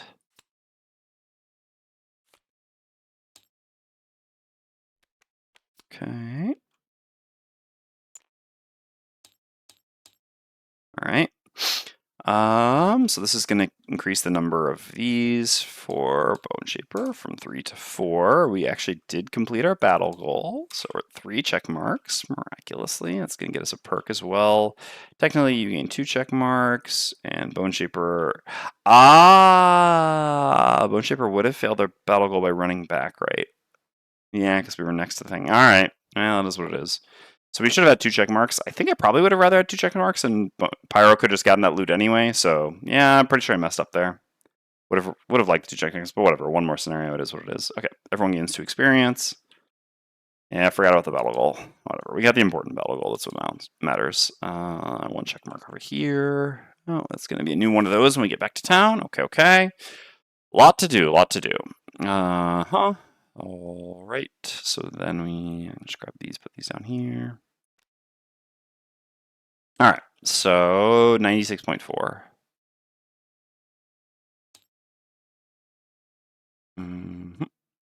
Loot. Oh, interesting. Okay. So we'd lose 1 collective wood for each set of 5 hexes with water tiles on 7G, and we gain 15 experience each. Okay. So 1, 2, 3, 4, 5, 6, 7. Yeah, I mean, even if we still had a bit of margin, so we just lose 1 collective wood. All right, sure. There we go, and 15 experience each, which doesn't matter. I mean, basically only matters for one of our characters, so not the most impressive, but whatever. I'm not even going to bother putting on Trapper. Again, they're retiring. Okay, we add 62.2 to the calendar in 2 weeks. Okay. 1, 2. 62.2. All right, there we go. So now we can put these back in the deck. Put this here. Then we do game setup, scenario 1. Grab our cards, put them down here. We need to apply the loot. All right, you just gained 6 gold. Not the most impressive. You gained quite a lot of loot. All right, we'll do that last. So here we have 1. Okay, so 9 gold. That'll buy us some. Oops. Resources when we get back to town. So 9 gold, and then 1, 2, 3, 4, 5 lumber. Okay.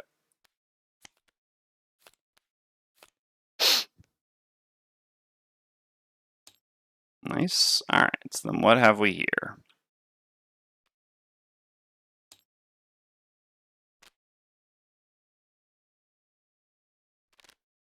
Okay, so 2 arrow vine. I should just bring this over here. I guess there's the money which goes over there, but still. So 2 arrow vine. Check. We have 2 lumber, 2 hide. Okay. And then we have so that's what? 6, 12, 18, 24 gold. That's a lot of gold. Nice. It's round. Clean number. All right. So we put that back there.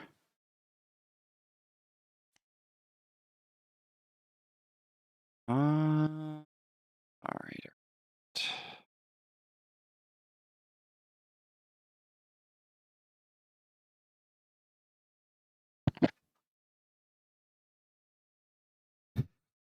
Sorry, just reading a message from Dennis.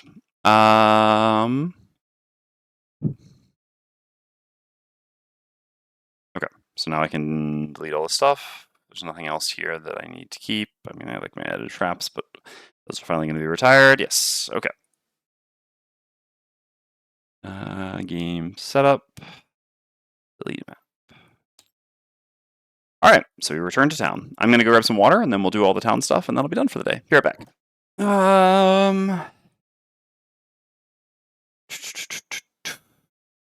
Nothing to click there, so yeah, we just need to go check. All right, so we get to read 183.3. All right, the visiting trader once again. I don't know. I feel like there's stuff to seven gold for a resource just seems like kind of a ripoff. I know. So Trapper's about to retire. We can just spend their. Is this really correct? The visiting trader is in summer. Oh yeah, I guess it's just like yeah, there. Okay. I mean, we technically don't have a way to spend gold at this point. God, I should look at the items that we can purchase, but bringing up the items is just so miserable. All right. Guess I can. Let's just unpack. Oh, God, it's the worst. The worst. All right. Item shop.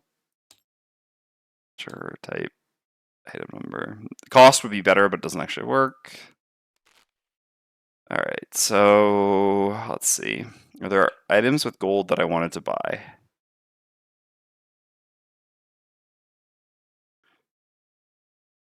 No.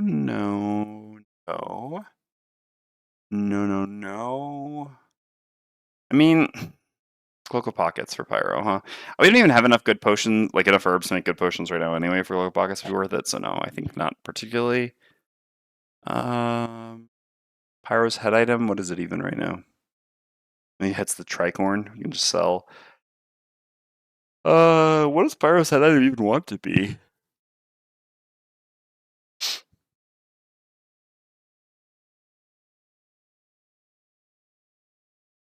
I don't know. I guess it's probably a gold item. Maybe the goggles. Hand items. I'm pretty unhappy with what we have right now. Hasn't been that impressive. Yeah, I do want to buy the battle axe, actually. I should just buy it. So it's 20 gold. So I have a bit of gold I want to spend on Pyro, but not a tremendous amount. And on Bone Shaper, I just have none I want to spend, I think. So I should really, yeah, I should just spend it on Bone Shaper here. The old Demon's Gem, huh? Sure. All right, yeah, let's... So I guess we will... All right, so let's put those items back in there, thank God. Oh. All right, so I suppose we'll pay for material resources here. So then everyone spends 7. I mean, yeah, I think that's fine. All right, so 5, 6, 7. 5, 6, 7. Again, this is a terrible rate, but right now I don't have much more to do with gold, so I think this is fine. Okay, and so we had upgraded the garden, right, to level 3. Yeah, there's no more rotating, just straight up gaining. Okay, so we're gonna take, I think, 2 metal and 1 hide. Maybe just 3 metal, to be honest. Okay. So that works. Okay, so that was that. So we need to do a summer outpost event. We had just added one in. I just want to make sure it shuffled. I would really like to get it, but yeah, I didn't want that to happen. All right, new event. Just like that. Okay. Summer outpost 24. An old man rushes up to you, desperation in his eyes. Please, I'm looking for my son. He was sent here for... Well, it doesn't matter, but I've worked it all out with the authorities and he can come home. No one will tell me where he is. Please, you must have seen him. He describes the young man, and you recognize him as one of the poor souls lost in a recent raid. It was a particularly gruesome death. Option A, tell the man the fate of his son. Option B, spin a lie to give the old man some peace. I mean, alright, you know what? I don't have a ton of time today. Actually, I would normally put this to a vote, but I think here we're just gonna... We're gonna spin a lie to give the old man some peace. Because, yeah, let's be real. I mean, I assume spinning a lie is just like telling the old man that like his son died heroically, sort of thing. Not like, I don't know, saying he's still out there, but yeah. Again, rather do this than voting. It seems like a pretty obvious choice. All right. You don't have the heart to crush the old man. Instead, tell him how his son met a girl here not long ago, and the two eloped. Rumor has it they set up a cabin somewhere in the Coppernecks, but last you saw him, the two couldn't have been happier. The old man nods, seemingly at peace. He thanks you for the information and prepares to head back to his hometown with a bit more spring in his step. In one morale. Okay, well, we did a good thing. Morale not super valuable to us, but why not? Happy with our choice. Okay. So this gets removed. All right. So then we haven't upgraded that yet. So we still, I think, shouldn't necessarily buy a soldier. Okay. So we get to spend 6, 10, 14, 18 gold total. So 16 gold. So 16 gold. All right. And that gets us 2 of these, 3 of these, and 3 of these. We also gain 1 Snow Thistle, 1 Accident. Okay, 1 Accident, 1 Snow Thistle. Excellent. All right, so this is done, this is done, this is done, this is done, this is done. All good. All right. Again, we could train an additional soldier. There's no rush to do that. All right, so let's go ahead and retire our trapper first, then we can see what we build after that. So that should unlock us a new building. So let's go ahead and do these things. We're gonna have to pack all your stuff up. A bit here. Grab this out. Pack all this up. I assume this will retire. Yeah, it's going to be open immediately. All right, so let's do first the back of the character mat. So I guess all these need to go. Oh wait, hold on. We can no, but selling from gold doesn't do anything. Oh yeah, distilling. Distilling does matter. We have a few to distill here. Yeah, it's what is it I want? I really want to make a swiftness potion, which costs what again? That's a thing that I was missing. Swiftness potion, yeah, it's rock root, flame fruit, okay, and that. So I have the one flame fruit I have, yes, it's rock root, okay. So here with all these potions. Oh, I thought I had the higher level stamina potion on this character.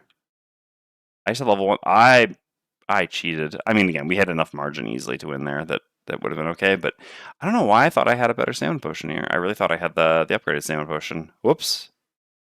Who had the major stamina?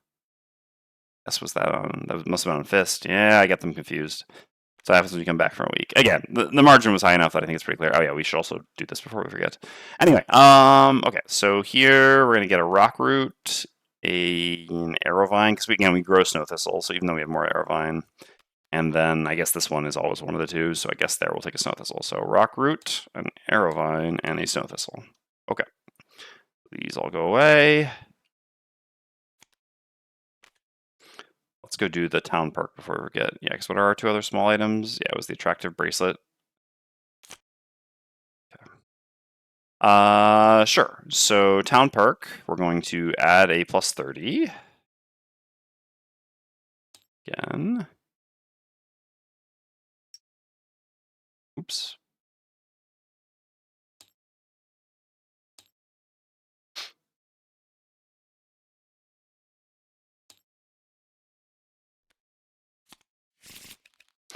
Okay, and we need to read 175.1.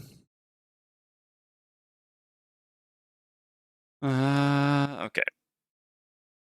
I'm supposed to read these, so someone said they're fine. A trip to the hunting lodge to pick up some pelts is rudely interrupted by Eros, the local Savas with a penchant for the arts.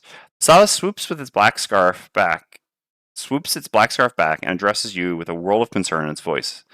Mercenaries, I have devastating news.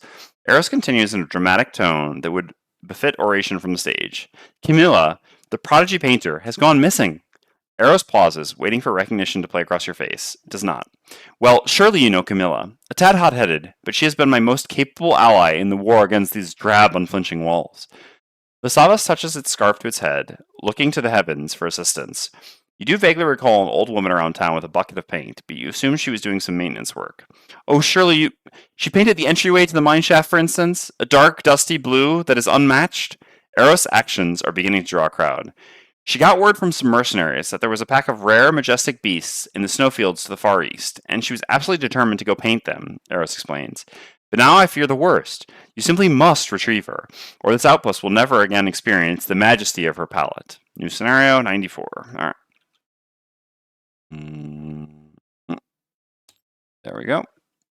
Ooh, it's another one that we could technically do. Although, again, we've got other ones to take care of that actually progress things, right? Maybe not. We'll see. All right.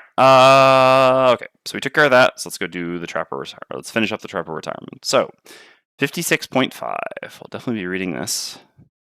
Oh, I've loved this Trapper. Carried our party for a while. Now we're actually going to have to try again. Listen, this has been great, but I still just can't get used to all this. The Trapper gestures to the bustling outpost sheepishly. I'm happy the hunting lodge convinced me to help out around here, but I just need some time to myself. Time to just be it myself out in the wilderness, not worrying about who's going to spit on me or kick me as I walk by. You frown and express remorse that such terrible things still happen to someone who has done so much good for the outpost. I do as well. Honestly, time to bring back capital punishment to Frosthaven. Anyone spitting or kicking Trapper, they're out. I mean, exile at the minimum. Well, they're sorry too when they get a footful of bear trap, the Trapper grumbles. But it's not about that. I just long for the open skies and simple life the wilds provide. Don't worry, though. I'll still be back occasionally to trade with the hunting lodge. With that, the Trapper packs up their sled of contraptions and marches off into the tundra. Add 169.1 to the calendar in 6 weeks. Sad to see the Trapper go. I mean, happy to retire them finally, but 1, 2, 3, 4, 5, 6. 169.1.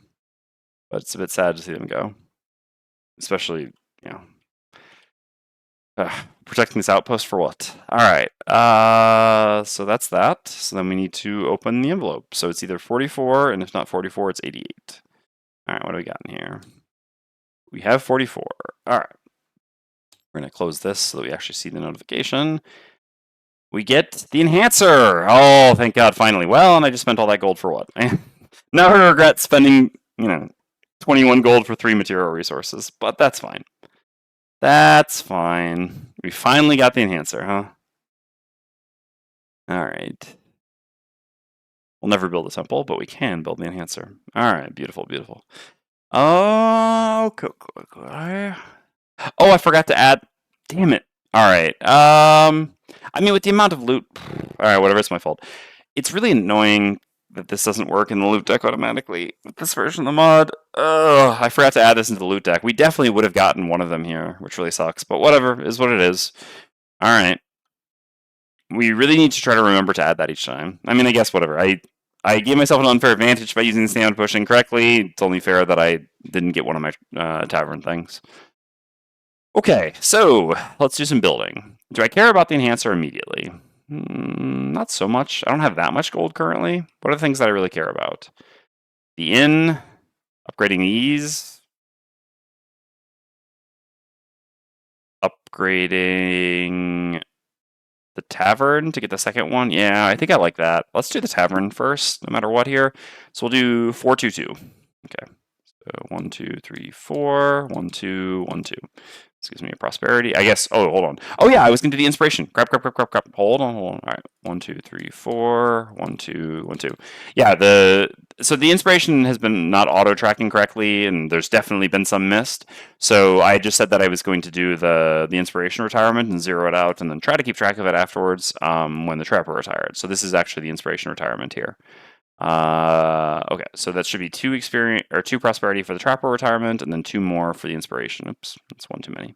Okay, so we get. Oh no, I don't look. I shuffle and I draw 2 randomly.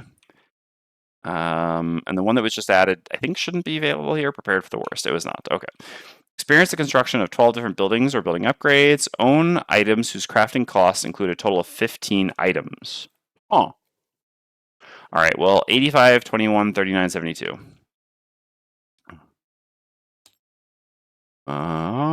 85 and 21, we I mean, we've already opened both those envelopes, so build, not destroy is not of any use to us.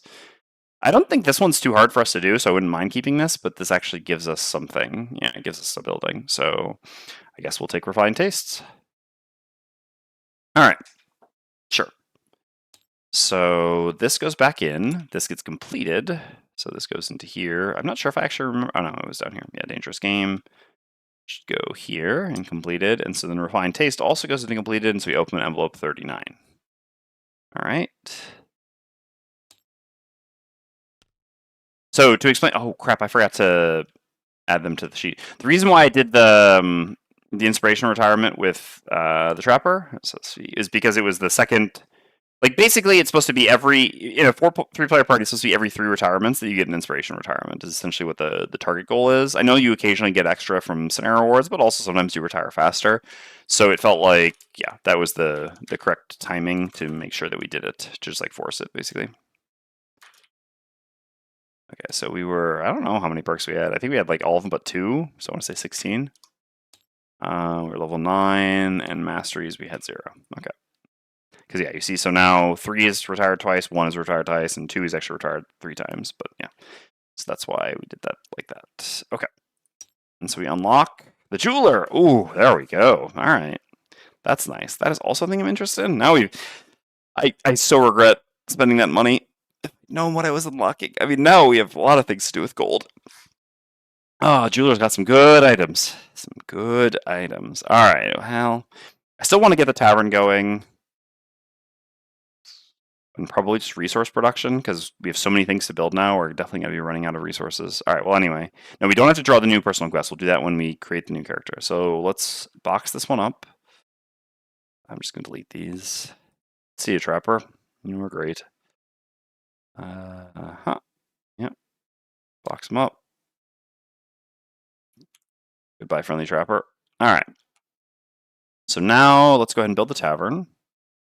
Technically, we should make the new character first. Actually, not necessarily, because we could maybe use the jeweler for like items for them or something. Yes, that's not a bad idea. All right, well, let's start with the tavern first. Maybe we'll do tavern and the jeweler. How are the items that we have for? And we've got pretty good item choices for coral, actually, so we don't really need the jeweler. All right, anyway. So I'm going to do 2 builds here. All right, technically I'll do 1 first. So 1 prosperity. 1, 2, 3, 4. 1, 2, 1, 2. This is the cost of upgrading the tavern. So we're going to upgrade it. Okay, so that gives us 35.3 to read.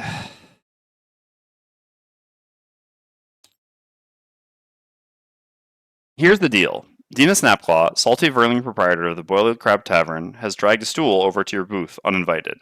She stares at each of you with an intensity that, despite her small stature, makes you feel a bit hostage in the conversation.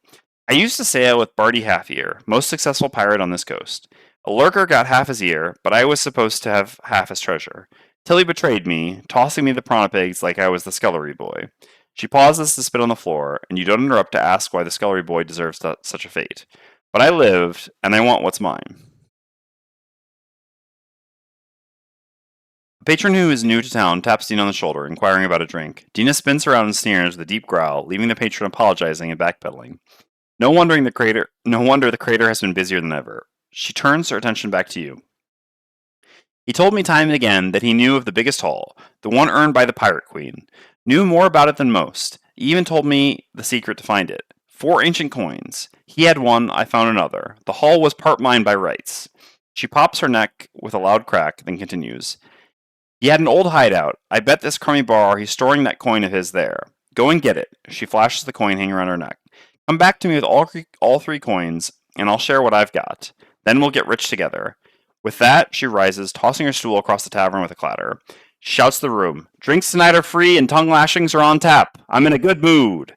Gain 1 morale. Ooh, okay. And we're going to gain the other one of these, and we unlock 136. All right. The other one of those, is it in here? I forget where this was.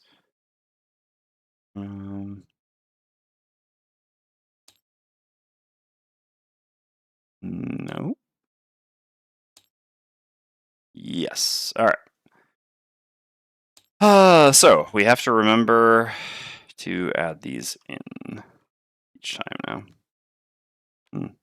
Weird. The size of this one's different than the other one.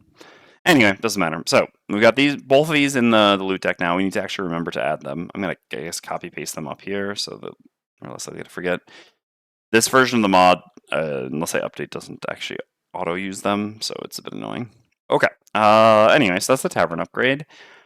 So jeweler, enhancer, temple. Nah, I think we should just keep focusing on resource production. So this costs what? 15. Both cost 15 to build.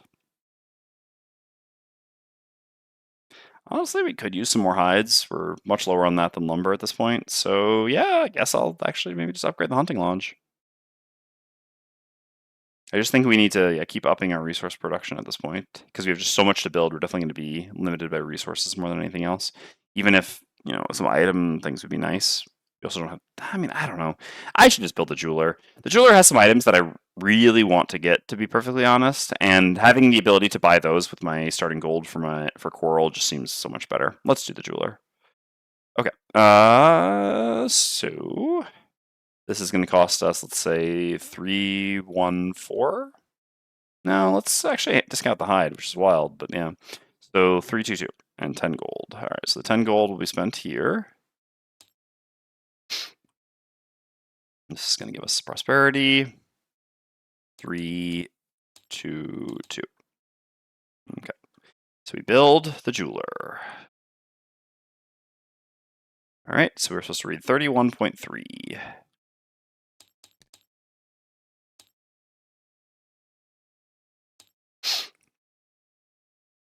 As the jeweler, oh wait, sorry, I needed to spend the morale as well. Nope. 16. As the jeweler's Anyway, as the jeweler opens its doors, bit of a typo there, you feel particularly proud of its construction.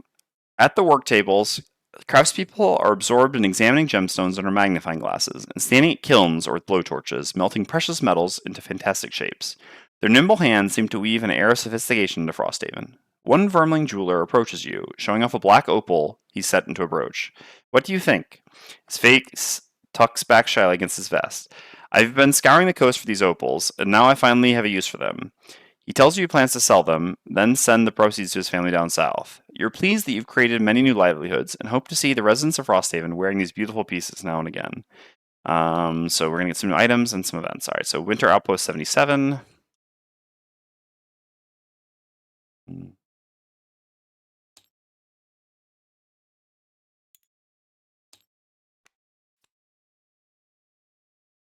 And Summer Road 37.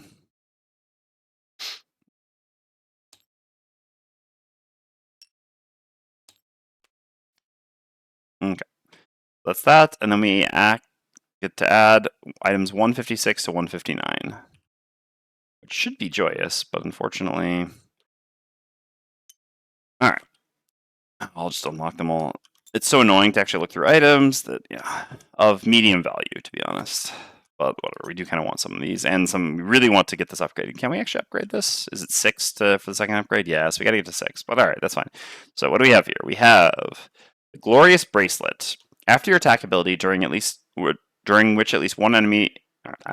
After your attack ability, during which one enemy suffered at least 6 damage, perform Bless Self. This is okay. I'm not super convinced by this item.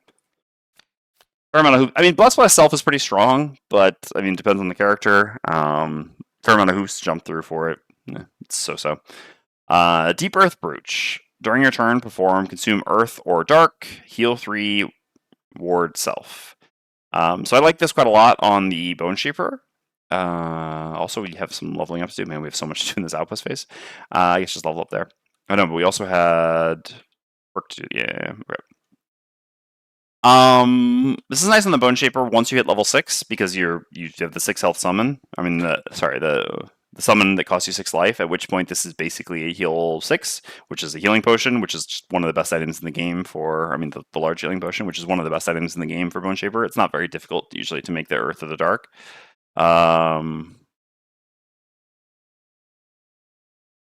It's still kind of an element for a major heal. Yes, it is an element for a major heal. the thing is, if on Bone Shaper I could use 3 major heals, I would. So it's like, you know, it is, yeah. It's like on Fist. Yeah, that's fair. It can certainly be good on Fist as well. That is a good point. I don't think I've ever used it on Fist, but it makes sense there. I mean, maybe I have. I don't know. Anyway, but yeah, so I do like it on Bone Shaper, and yeah, I guess it makes sense on Fist as well. Certainly can. But yeah, if we can pick this up on Bone Shaper once we're 6, it'll be worth it. Prior to 6, I'm not really sure that I like this more than a potion. Although part of what makes it appealing is just a very pretty item.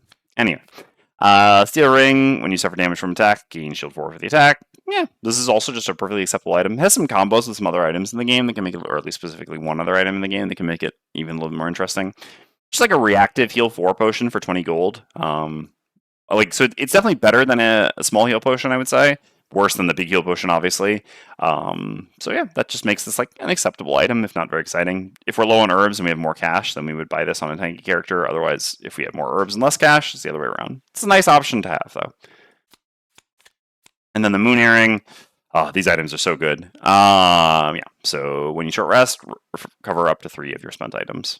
Yeah, not a lot to say about that. Just recovering spent items is really strong. This one isn't my, like, I think this one's the more mediocre of the series. We'll be more excited what we can get next. Again, we really want to get the jewel. Like, these items, the things I'm most excited for is probably just the Deep Earth Brooch, which I guess I'm not even really about to use. I mean, none of these are things that I'm immediately going to slot in. I guess kind of maybe regret. Well, I could end up buying the Steel Ring. We'll see how the money swipes comes out on the next character. But none of these are things that I'm jumping to purchase, so I guess maybe I should have waited. Yeah, it probably was a mistake to. I don't know. Again, we'll see. It helps with being efficient with spending gold. The next level of the jeweler is what I'm really interested in, though. Then there's a lot that I really want. Like the next level of the jeweler is so good. All right. Anyway, we'll put these in there. Okay, so that's done. We did our double build. So now we just have our level up and perk on Pyro to do. Okay. Yeah, I mean, it just depends. I just unlocked the enhancer, you know, and I still don't have a library. I guess I shouldn't, but anyway. Yeah, there's some things that I still don't have that I would normally expect to have. Just random what you get. Okay. So we're going to get, so we just level up to 4. We should make sure to click this off, or check this off. So we're going to get 2 perks. We got 1 from check marks, and we're going to get 1 from leveling up. So we'll definitely do this, and I think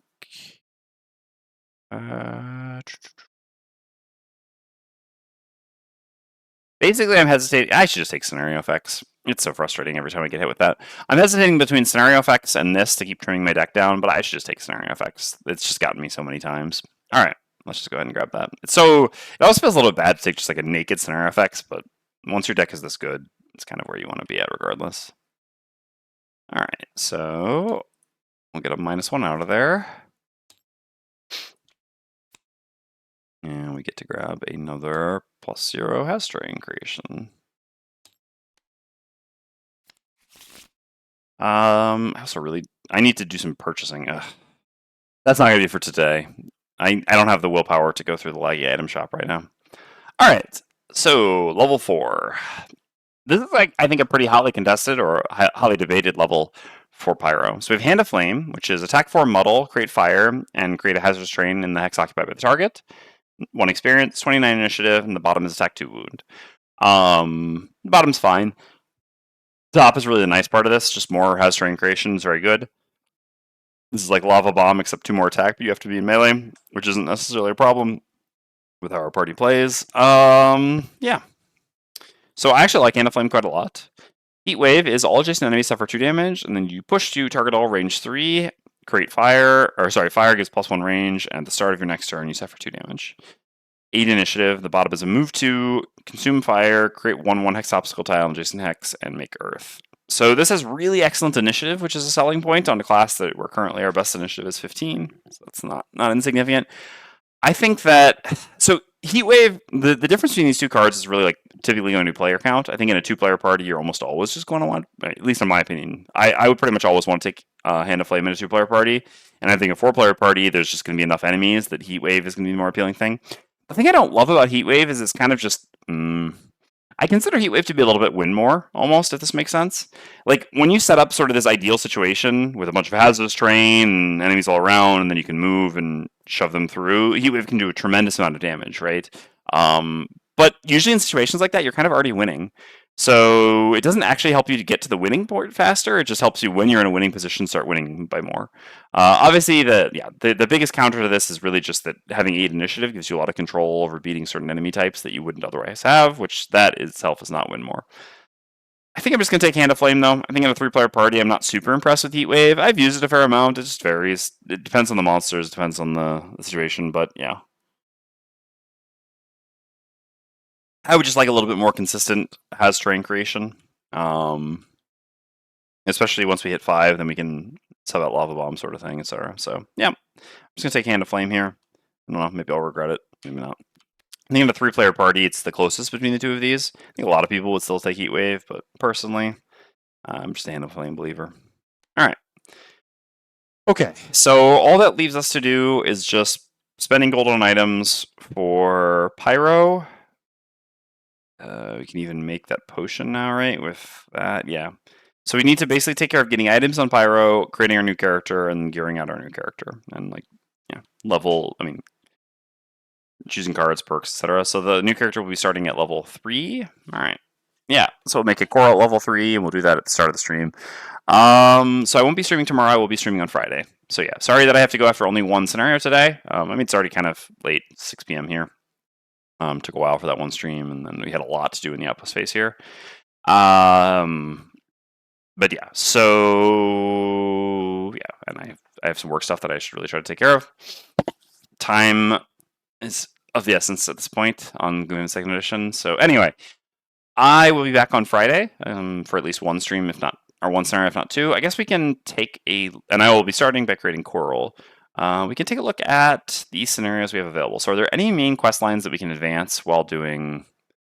do we want to do this scenario? I also don't have to retire Bone Shaper right away, although honestly I probably should. I can just always create another one. My Metatown progression is just flying. Okay. Yeah. Now, so I guess we'll just do a side scenario at that point. Right, what will that be?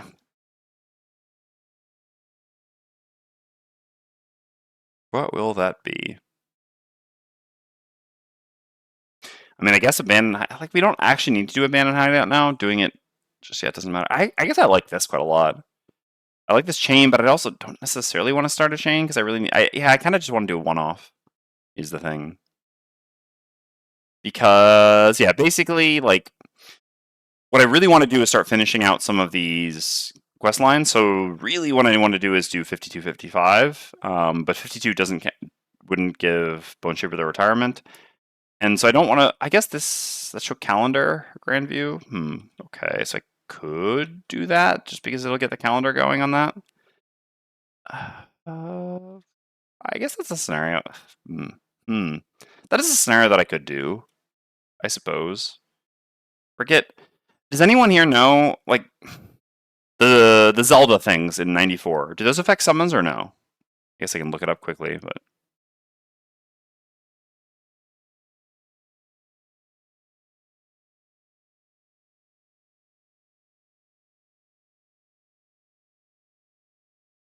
yeah. So basically, I'm just hesitating between that and the Blada scenario. 70. I should just do the Blada one. Just have it done, etc. Especially since it's gonna be one. Yeah. Let's just do 78. We'll just do 78. I think that I don't remember if this scenario so this scenario 94. It's a pretty cool scenario. I actually like it, but it has the best way I can describe it is a Zelda mechanic. I don't want to go into more spoilers than that and spoil the scenario, but basically, I don't know if it affects summons or not, the Zelda mechanic in the scenario, and if it does, then it would be a lot less fun to play this with a summoner, so why take the risk of doing it with Bone Shaper? Sure. So we'll just do scenario 78 will be our scenario on Friday. So I'll be starting, Friday around 1:30 p.m., slightly earlier than I started today, hopefully. Again, obviously that depends to some degree on work. And then, we'll go from there. So we'll start by creating our Coral, getting our items on Coral, getting our items on Pyro, and building our Coral, and then going into 78, and then we'll retire Bone Shaper. At that point, we won't have a new character unlocked, so I think our plan will be to go back and rebuild a Deathwalker and start doing a melee Deathwalker to fill out our party. And that should be a pretty reasonable party with Deathwalker, Pyro, and coral. All right. That's it for me today. Thanks to everyone who tuned in.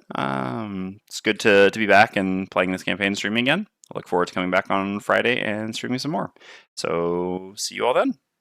Take care.